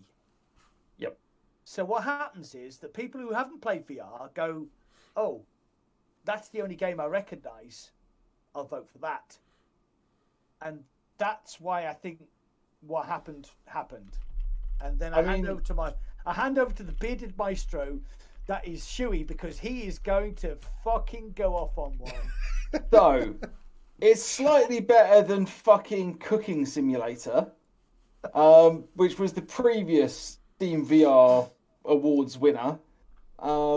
Cooking fucking Simulator. When, 2021? Yep. So in the last few years, right, we've had Game of the Year be Cooking Simulator, and then VR. 2022. Yeah, sorry, Steam VR Awards. And then 2022, it was Hitman 3. Legendary. It was game. Yeah, but not in VR. Fucking brilliant. Yeah, it's great in VR. Did you not see Max Stream? God. The first day it came out. It was fucking shit. Hold on, Shuey, can we punch him in VR? It was just so bad, man. Like, I don't even know how to describe how bad of a decision this is. Like, people are going to go and buy Hitman 3 VR based on this award, and they're going to shove it, right, on every single thing. You're not even going to see Codename 47's face on most of the marketing now. It's just going to be a big Steam VR Awards winner sticker sat there for the rest of eternity. The thing is Hitman 3 was a good game. Hitman 3 was a very good game. Hitman's always brilliant, yeah. Huge. I loved Oh every Hitman game that I've played, right? There is not a single Hitman game. There's arguments to be had over Absolution and stuff. But like, as a thing, I've enjoyed every Hitman game I've played. I love the lore behind Agent 47. The package of Hitman 3, where they put everything into Hitman 3, that was what sold it. Everything, all the sort of previous games, all the previous levels. That was why Hitman 3 was so great. Not in VR, sorry. No, in VR it was a fucking mess. I didn't play it, and I didn't get Hitman 3 on purpose because I just thought, oh god, but I should play it in flat screen. Hitman is one of my favourite franchises of all time. Sorry. Yeah. So exactly what you're saying, right? So my first experience with Hitman 3 was going into the manor, and you had to subdue the detective. So I walked up behind him. This is really so cool. I reached my hands out and I squeezed his neck, and he went, "Oh, what are you doing?" And I was like, "Oh, what?" Because you have to press a button, which isn't like the grip button. It's like an A button to grab somebody from behind. And if you press the button too early, you miss. And if you press the button too late, you kind of ruffle their hair, and they go, "Ooh, what are you doing?" And it's like, it was such a missed opportunity. Yeah, it's a shame because I did watch your live stream and I was really excited for it. And before you played, you said it's shit, and I was like, "Come on, you got to be joking." Then I saw your stream, and I was like, "We laughed about it. We did take the piss out of it a lot because it was funny." Yeah. But, the stream was funny. Yeah. The stream was great. It's such The a thing shame. is, right? Can you imagine with the new adaptive triggers on the PSVR 2, how good it would feel like if you could feel their heartbeat through that as you were garroting them, right? That would be so good. And instead, we're going to press a button. No, exactly. So, are IO going to port Hitman 3 to PSVR 2? Nope. I mean, sorry, they might do, but they're not going to make any improvements on it. Do you think PlayStation would let them run with that piece of shit port? Yes. Of course they let. Christ Almighty. Hitman 3 could be the greatest game ever in VR. Yeah. If I they agree. let you do the thing where you just walk up behind somebody and grab them, and when you grab them, the adaptive triggers do that thing that they do so well, where you and then they're dead, or you click, or it could be. I mean, the Hitman 3 game has so much content. It's like a 50, 60, 70-hour game. AAA quality graphics. Just let me strangle somebody. Let me strangle somebody with the PSVR 2 controllers. That's all I asked. I think something. Are we done with Hitman and the game of the year? We can move on, mate. It's made me angry. We can move on. No. I just wanted to say. I just wanted to say something that we didn't put in the list is somebody just mentioned. I think it's Googly. We need to plug the new channel because this is the last podcast on our own channel. Yes, we've got a new channel. You are correct. Okay. We do need to plug it. Yes, we are moving over to the official Virtually Rek't Podcast channel as of the next episode. We should have 30th of January. We should have all new, brand new graphics to go with it. Done by our very own Mr. Dips. Mr. Dips. Yeah. So this is the last time that you will all have to talk in 3 different chats, which would be quite nice. Yeah, I'm dropping Thank it in you, your Clueless. chat. Appreciate. Oh, he's done it. Okay. Join up. We'll obviously advertise it more towards the time. Make sure you go and make sure you go and subscribe. You can subscribe now, can't you? You can subscribe now. There's nothing there. Yeah, there's nothing there. We've got a Twitter, but we're getting it. the brand. Yeah, sorry, we've got the Twitter. We're just getting the branding done. We'll push that a bit. We've got the Discord as well, but we need to get the branding done, and then we'll start getting that out to people as well. Yep. And But you need to understand that we are men, so these things it's like elephants making love. There's a lot of noise, and not a lot happens for quite a while. So and then it all happened at once. And it all happened at once. Woo! Oh, 30th of January is the. This is why we said season 2, episode 1-ish, because the real launch of season 2 is on the 30th of January with the new channel, and then you will see us in HD in all our glorious baldness, hairiness, hatness, whatever. Yeah. So it's going to be really good. We need to get to get everyone on there, so we'll start pushing that a bit more, and that'll be awesome, man. To get it all in one chat, it'll be. We might need to put slow mode on. I don't know because it'll be a lot of people typing at once, right? Well, I don't know. We'll have to discuss that. We'll work it out. Yeah. Yeah. No, we'll figure it out. It'll be fine. Right. So plug done. Next thing. I think we need to do our favourite moments of last year.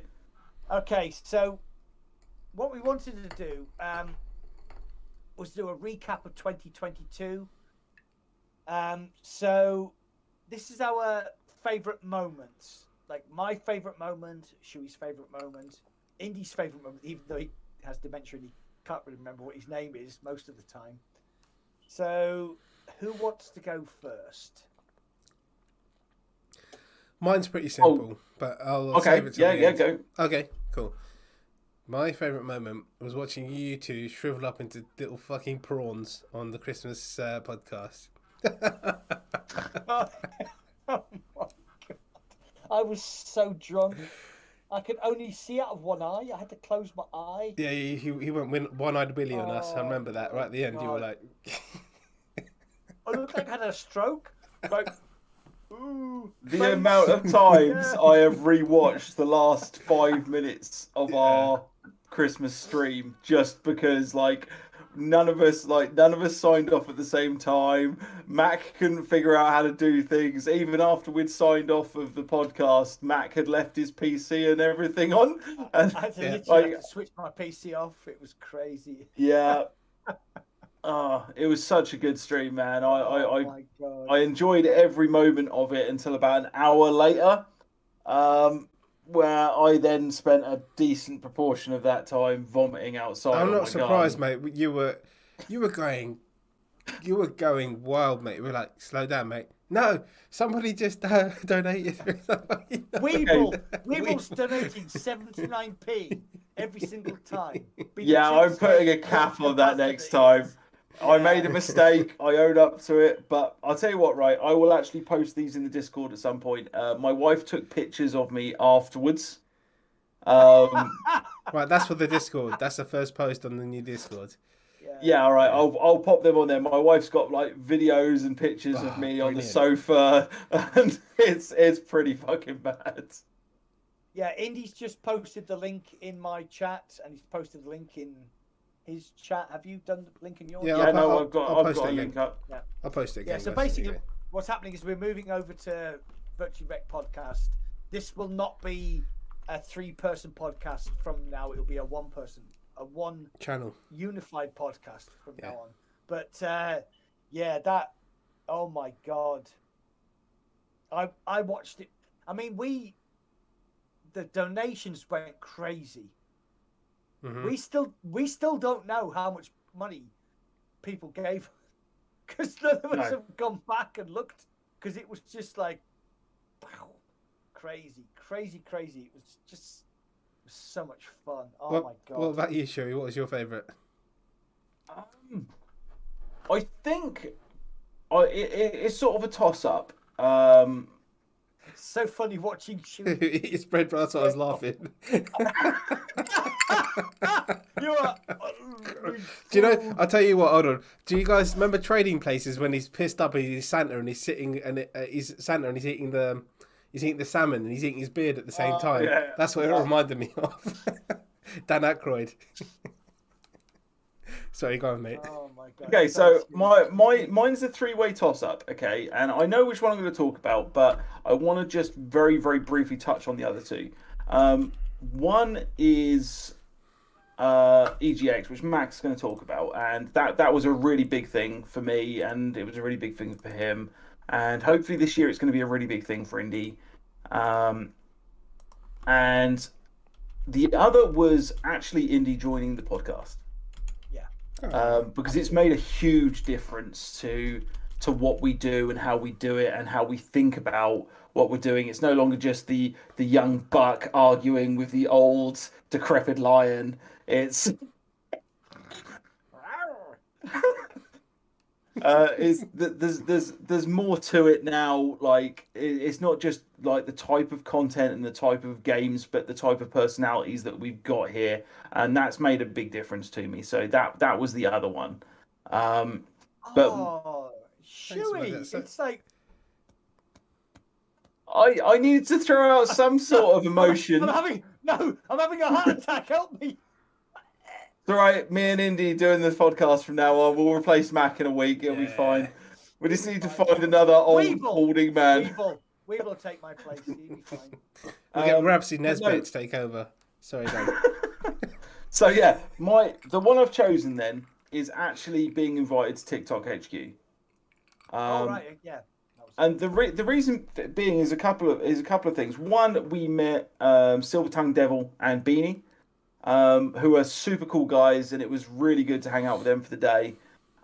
Two, because we were actually having an effect on possibly millions of people's experience in VR by what we were telling the devs.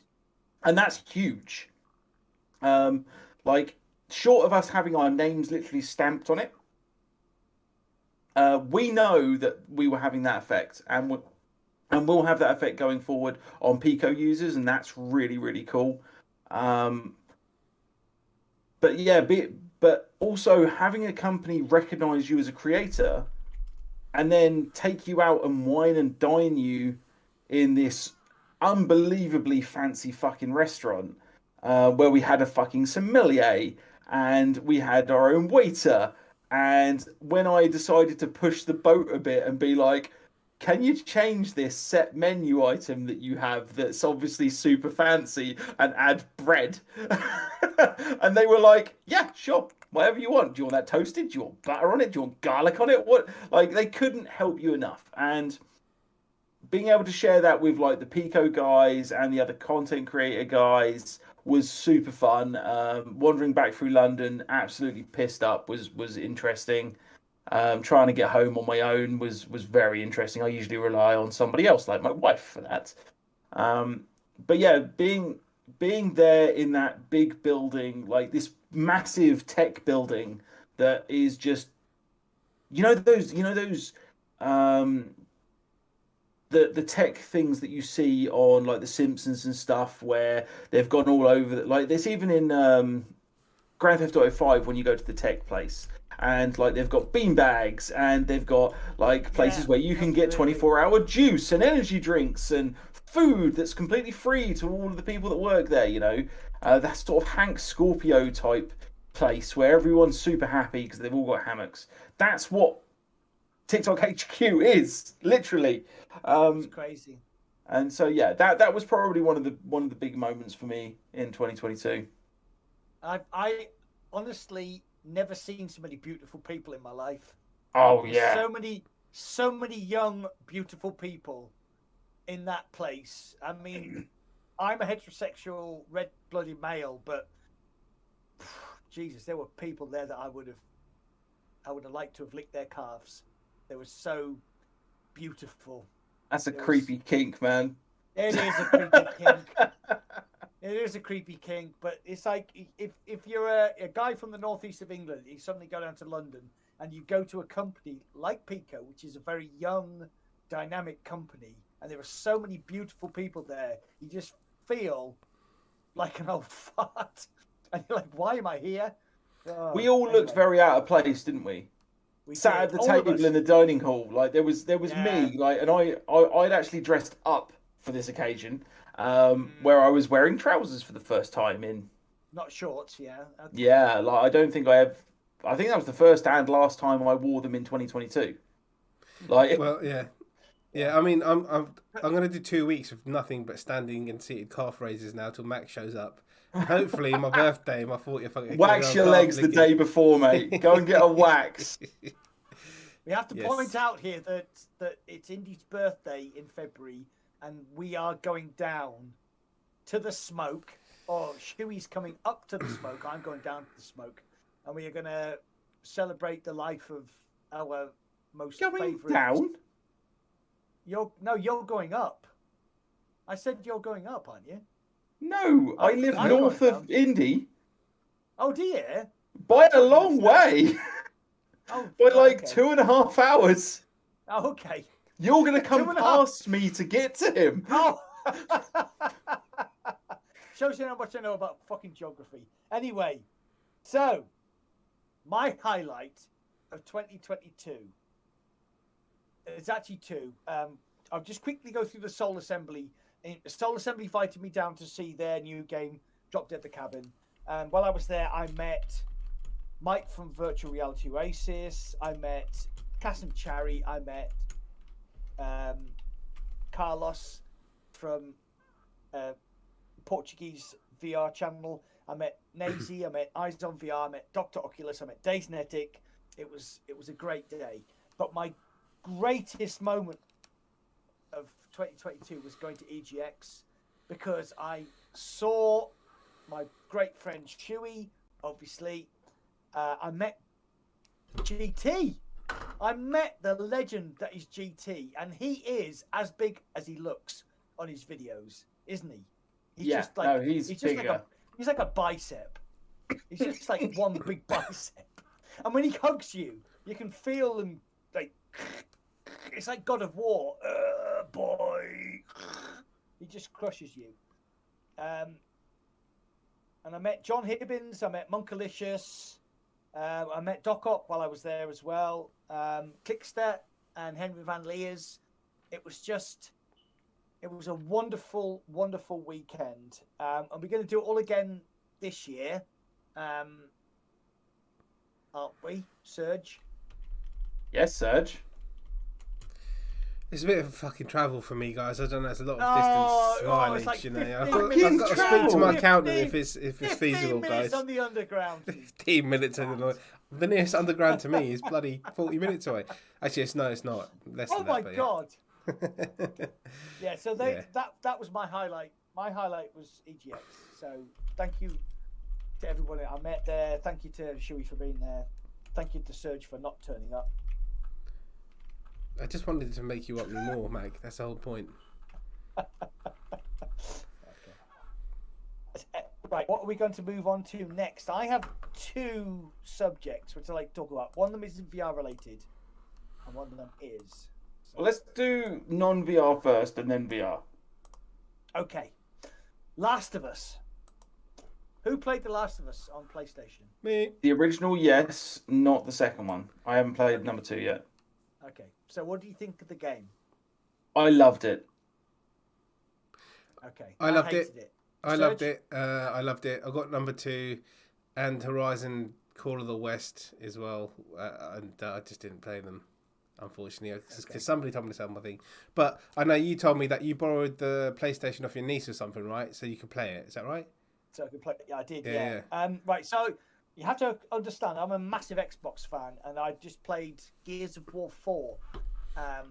Gears of War 4 is a very slick third-person shooter where it's like a skill-based shooting game, and it's like play it on Legendary, and it's hard. I thought it was crazy, shit. Yeah. And it's all like about your skill of shooting. So when I played Last of Us, and there was like a young girl pointing a gun, and she was doing this, I was like, yeah, that doesn't suit me because I'm used to like that kind of Gears of War play thing. I really loved the story of Joel and Ellie. I really loved the story, but I could not get past the gameplay. Yeah. The thing is, come. No, you go. What I was going to say is I didn't like the chainsaw alien game where he was talking about. What's it called? Yeah, Gears of rubbish, right? That's Gears of wank.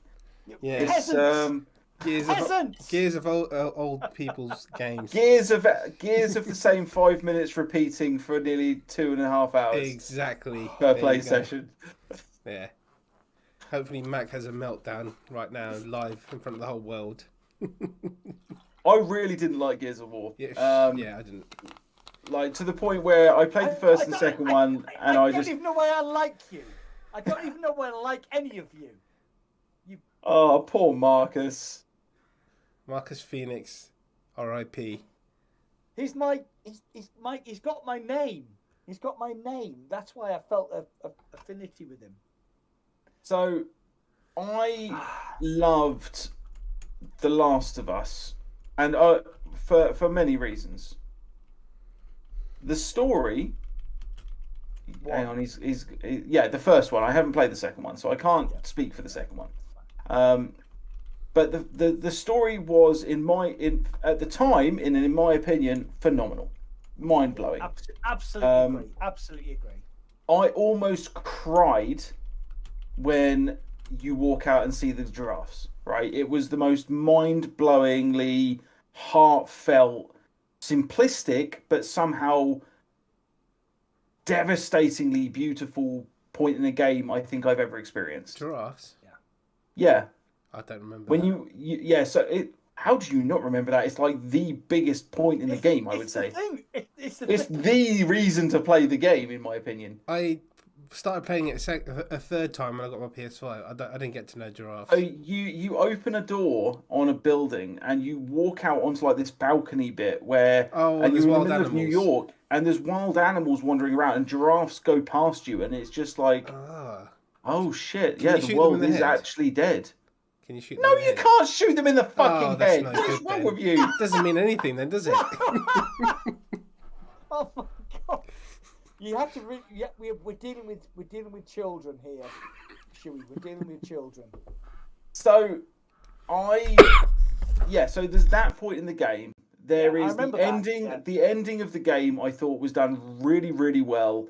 But more than that, the actual game felt like so many different good movies. It was almost like the game felt less like a game in a lot of places and felt more like how was it Fahrenheit 451? Yeah. That game from back in the day, or what was that other one where you're sort of trying to find the Zodiac killer? I can't remember what that game was called. Heavy Rain? Those type of games. It felt more like those type of games.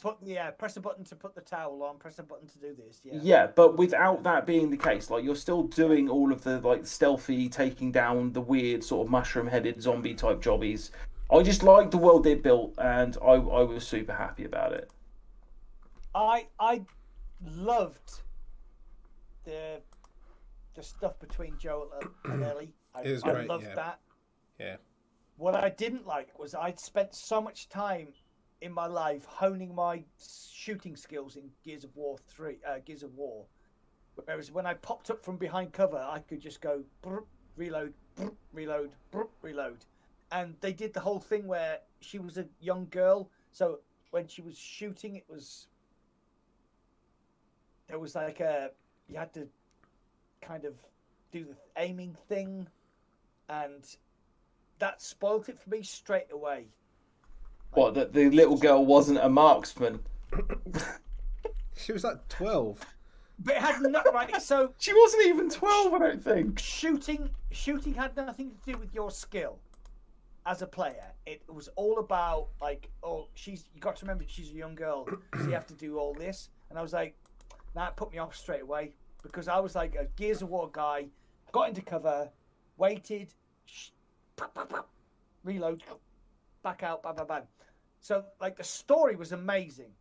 I mean, I've no problems with people saying this was an amazing game.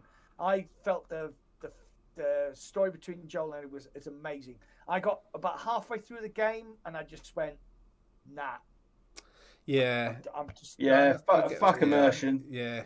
I think no one needs that shit. Yeah, just blood and guts.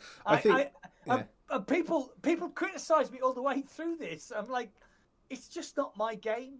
I understand why people get emotional about it. I understand the whole thing, but it's just not my game. But the TV program. Haven't started it. Not planning on starting it yet. I don't know. They've made so many shows and remakes the past year. If you guys watched a guy called The Critical Drinker, you'll understand where I'm coming from. Everything's just crap. It's very hard to find good stuff these days. But yeah, I just wanted to say, yeah. Yeah, you carry on, but I've actually got something I want to talk about that I put a tweet out yesterday about that I want to just quickly go over. I just wanted to say, this time next year, they'll probably have a Last of Us, some kind of VR thingy, and then we'll see how Mac changes his mind. Oh, God, can you imagine how scary that would be? I love the story. There will Those zombies are fucking awful. There will be. This year, I wouldn't be surprised if they announce something and it comes out in Q1 next year. Wouldn't be surprised. Even if it's like 4 hours long and they charge you 50 quid, everyone will buy it. Yeah, 100%. Yeah. Right, should we go? Okay, so another divisive TV show that I think actually fits in with this fits in with this podcast to an extent, right? The Peripheral. Have you guys watched it? No, I've had it for ages, but I haven't watched it. Yeah. Okay, so The Peripheral intrigued me initially. I'm not going to spoil it because you guys haven't watched it, right? And I don't want to spoil it for anybody else. I have no. Spoil it. It's fine, mate. You have watched it? Yeah, I'm not going to watch it. It's fine. That's why I drew back. Yeah, but I'm also not going to spoil it for anyone else in the chat that hasn't watched it, right? Okay. Night, Henry. So yeah, See, Henry. the peripheral initially drew me in because it seemed like it was going to be a VR type, like a sort of like slightly futuristic VR type TV show. And as it turns out, it's not really that, and it becomes not really that very, very quickly. And so I think because I only heard bad things about it, like because I didn't start watching it until a couple of weeks ago, and I didn't finish until last night. Um, all I heard throughout that time was people saying, it's bad, it was boring, especially like people that I really trust about their opinions.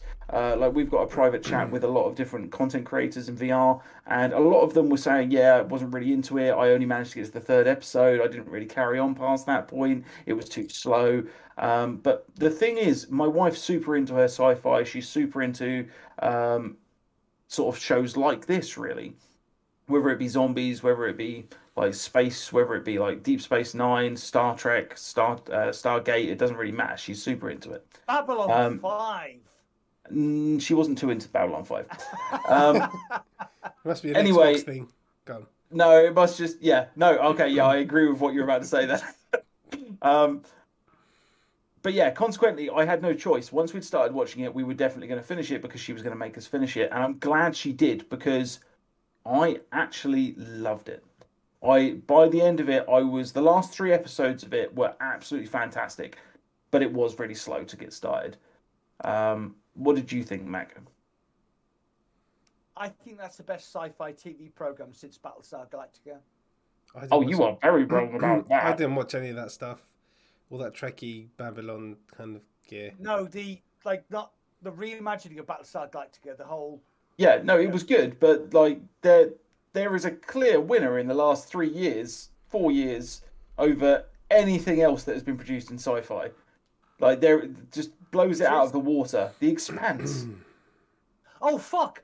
Oh my god! The Expanse is clearly the best sci-fi show in the last decade. I watched half a season. And I was like, sorry. I back off. I apologise.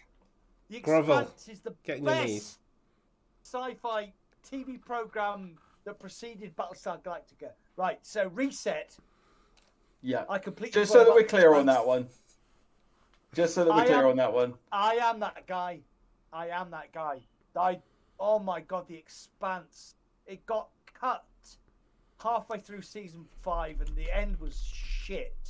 But oh my god, how much? The thing is, the end actually is the end is very similar to the books. It is, but they kind of accelerated it. It was. And they obviously had to get rid of Alex because of the whole controversy shit. And yeah, it was all kinds of weird. But yeah, no, the first 4 seasons I thought were absolutely fantastic. Oh my god, I keep saying to my wife, you need to watch The Expanse because she is. Have your lights gone off? Shuey, your background's You're on red. Either you're very angry or your lights if something's happened. Yeah. Oh, it's not on my camera. It's just on that one. Let's go. Yeah. There you go. Hey! The camera had just gone a bit weird. Okay. Yeah, I agree. I totally agree. I'm going red again. Oh my god. What a great program. I loved that. Yeah, program. I watched maybe 5-6 episodes and that was it. Oh no. I think we just like different stuff. Yeah. It's slow and methodical, but it's good. You need to go back onto VR. Yeah, sorry, Mac. You need to watch. But what are we talking about? I don't know. How do we get onto that? The Peripheral. Dimension Podcast. Oh, yeah. So, anyway, I watched the full Peripheral. I was fully invested. I really loved the idea of I can't talk about it, can you? But the forward thinking thing. Yeah. I loved her. I loved her brother. I loved the guy who fell in love with her in the future. I loved all of the characters that were not occupying their bodies, so they didn't give a fuck. So when they got killed, it was I just occupy a new body. It was brilliant. So is there going to be another series, or have they done it? They haven't confirmed. They've written it. They haven't confirmed. Okay, that's fine. Yeah, Peripheral. watch it. Great. Anyway, last subject then. Actual VR subject. Actual VR subject. What the hell? Is that what we're here for? Damn. No. Is it Grid Legends or is it something else? Oh shit! Here we go. Paradise. Hold on, no. This is Paradise versus Paradise. Paradise versus Blue Bottles. This is what it is in the It chat. is. Paradise Hang on, versus Blue Bottles. who's on which side? Paradise is pro, and I Blue think- Bottles is pro. Paradise. Because Is Rezol, I against. think, is pro as well. Rezel is pro. Paradise just said shit Blue on Bottles is stick. pro. Paradise is con. Shit on a stick. Okay, I haven't played it, so Wow. I can't confirm or deny, but the fact that it looks very similar to a game that I had on the N64 makes me less likely to want to play it. Right, I'm a sim racing guy, and I looked at the preview and I just went no, because I'm a sim racing guy. If you didn't have PC VR though, No, and you weren't a still sim no. wanker, yeah, No, still no. No. okay, yeah. I haven't really been. The last racing game I really played hard was Project Cars, the OG one, maybe 2 as well. Oh yeah, okay. Back that's then, okay. yeah. But since then, I love racing games. I've always been good at them, but not really sunk hours and hours into them. I don't have a virtual steering wheel, so. But I don't understand why they released a racing game on standalone VR, because how do you control it? Do you use no, I disagree with that. I think we need to start moving towards having stuff like that anyway to try and show legitimacy as a genre. I do think there should have been different ways of doing that. My problem, from my standpoint of having not played it, which I know is a weak, it's a weak standpoint. Yeah, same as me. Yeah, my problem is not with the game itself, because I haven't played it and I can't have that much of an opinion on it. My problem is with the way that it was released. When was the last time you saw EA not market a game? Relevant. Like the only reason anyone of us even knew that it existed was because it popped up on the store with a coming soon message. Like that was the first time any of us knew this thing even existed, had been in development. Like no one knew anything about it. That was the first time it popped up. No one got early access to it, or not That's in always a a bad significant, not in a significant enough way that it would make any difference on launch day. Anyway, like how is that possible? Like. So yeah, but it's like Codemasters. So like for me, Codemasters, it's like Toka Touring Cars. It's all the games they've produced for racing. Those games I love, and then they just do this thing. They do Grid Legends. I mean, Grid Legends is it's a console game, so people will recognize the name. People will think, "Oh, this is VR. Oh, Grid Legends. Oh, that's going to be great." And then this happens, and I can only say for myself, I haven't played it, but I just watched the reaction of the people who have, and it's basically totally negative. Yeah, it was so out of nowhere that I didn't even watch people's reactions or anyone's videos or anything. It was just like, I'm not even going to bother. And then I saw, I think Blue Bottles is putting content up. Yeah, Blue Bottles. Yeah, he loves it. Fair, yeah. He does. Yeah, he does. And what do you think the main thing is? Like, you can't steer it with your hands. That's one big thing, right? Am I right there? Legally, I agree with. I want to answer your question. If they lowered the price, would you still have a problem with the graphics? No. Okay, so No, graphics. no, I wouldn't. I think the graphics are a big thing, but I don't think that's not all of it. Of course, like there are way too many other complaints, other than just the graphics side of Okay, it. what are the other complaints then, mate? Because I know it's people say Controls are a steering big graphics. one.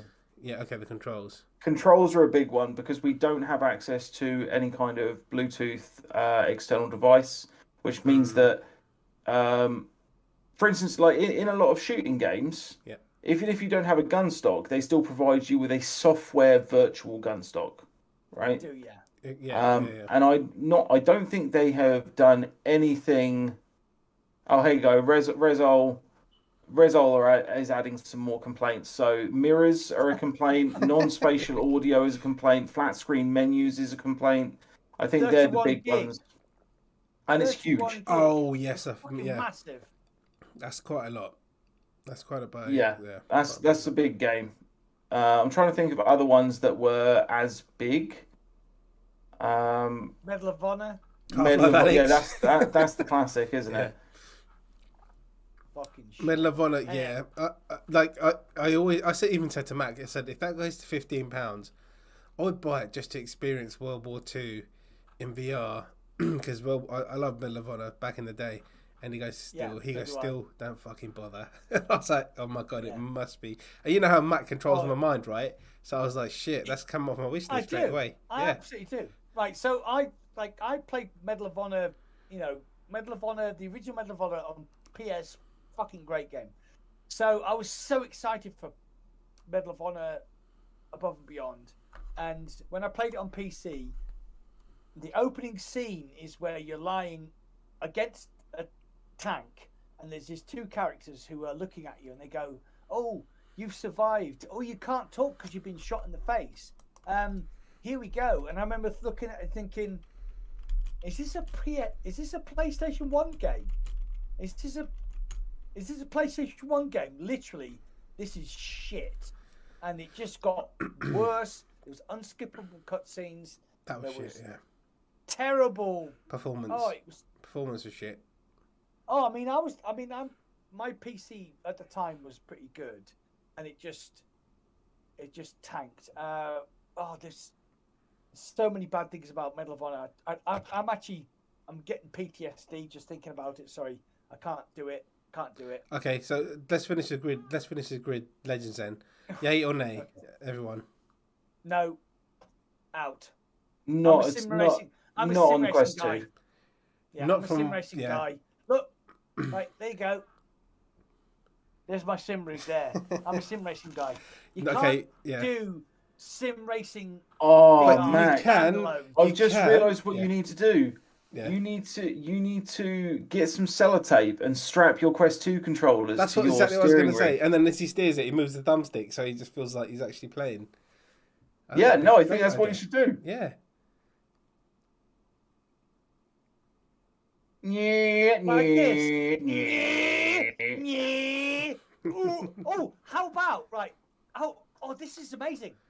So Mercedes did this. In 2022. So if you were going into a corner and you had to brake, you could push your steering wheel forward to change the brake bias, or you could pull the steering wheel back to change the brake bias. This is how Lewis Hamilton won in 2020. So, right, I've got a steering wheel here, right? How about this? You have your controllers and you push forward to accelerate and you pull back to brake, and then you have your axis steering axis left and right to steer. So, right, here we go. I mean, that sounds god awful to me. No, don't ruin this party. It would work, right? So keep your arms in, right? So accelerate is push forward, okay? Brake is pull back, and then you could do some.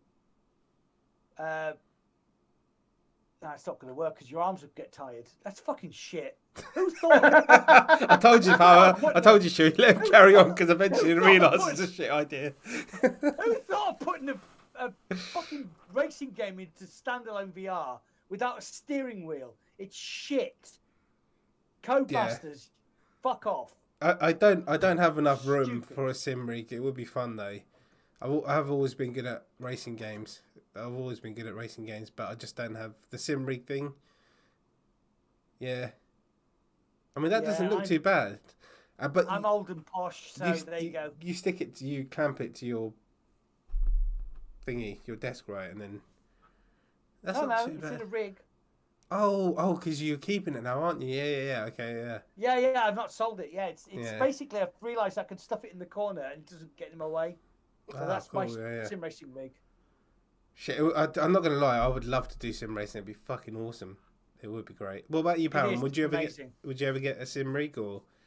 The thing is I'm not a big racing fan on the whole, but I'm waiting for VR to change my mind on that. Yeah.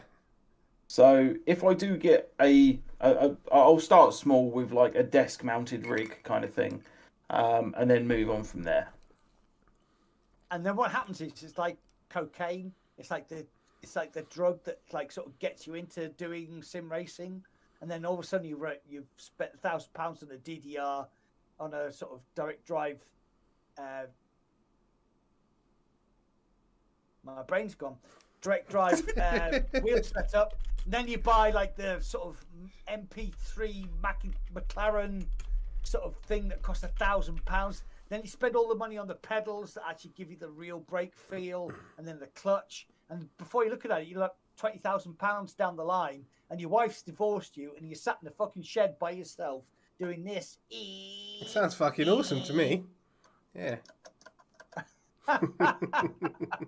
Yeah, I would love to get into it because I've always been like my cousin. He goes racing all the time, like on tracks and stuff. And this is just gaming wise with a control pad. But we played together, like trying to complete whatever game it is. And he says couldn't do it, and I go, let me have a go and just smash it first time. I go, how the fuck did you do that? And it's just like I don't know, but I've been playing controller, yeah. But he'll be on it as well with the controller, but I don't know. Maybe I just see the racing lines differently. But it would be great to get into racing games in VR. The problem with racing games and controllers is that they make it easier for you to do it with the controller. Whereas if you're in a sim rig, it's going to be So I mean, I've been playing Gran Turismo 7 for the last couple of days, and I'm really enjoying it. But I've been playing it on my controller because my wheel doesn't work with the PS5. Yeah. So it's like. And you're like, I'm turning in. Oh, I've got the controller pushed, but you know that the controller is assisted. Assisted. Yeah. That's exactly the word. Because I did love years ago the original Gran Turismo, but the thing with me is I don't like all the. Not I don't like it because I don't understand it. Do you know when you can change every aspect of the wheel, like how high this part is and this much, and I just don't fucking get it. So it's just like I'm lost. It's lost on me. Shit. I love it. I like to tune my cars for every single circuit as well. So yeah. For me, it's just like petrol. Kick the tires. Let's go. Start your engines. Yeah, no, I like the fact that you've mentioned bits of cars I don't even understand, mate. Like wheels, petrol, just electric's the future. Why bother with it at this point?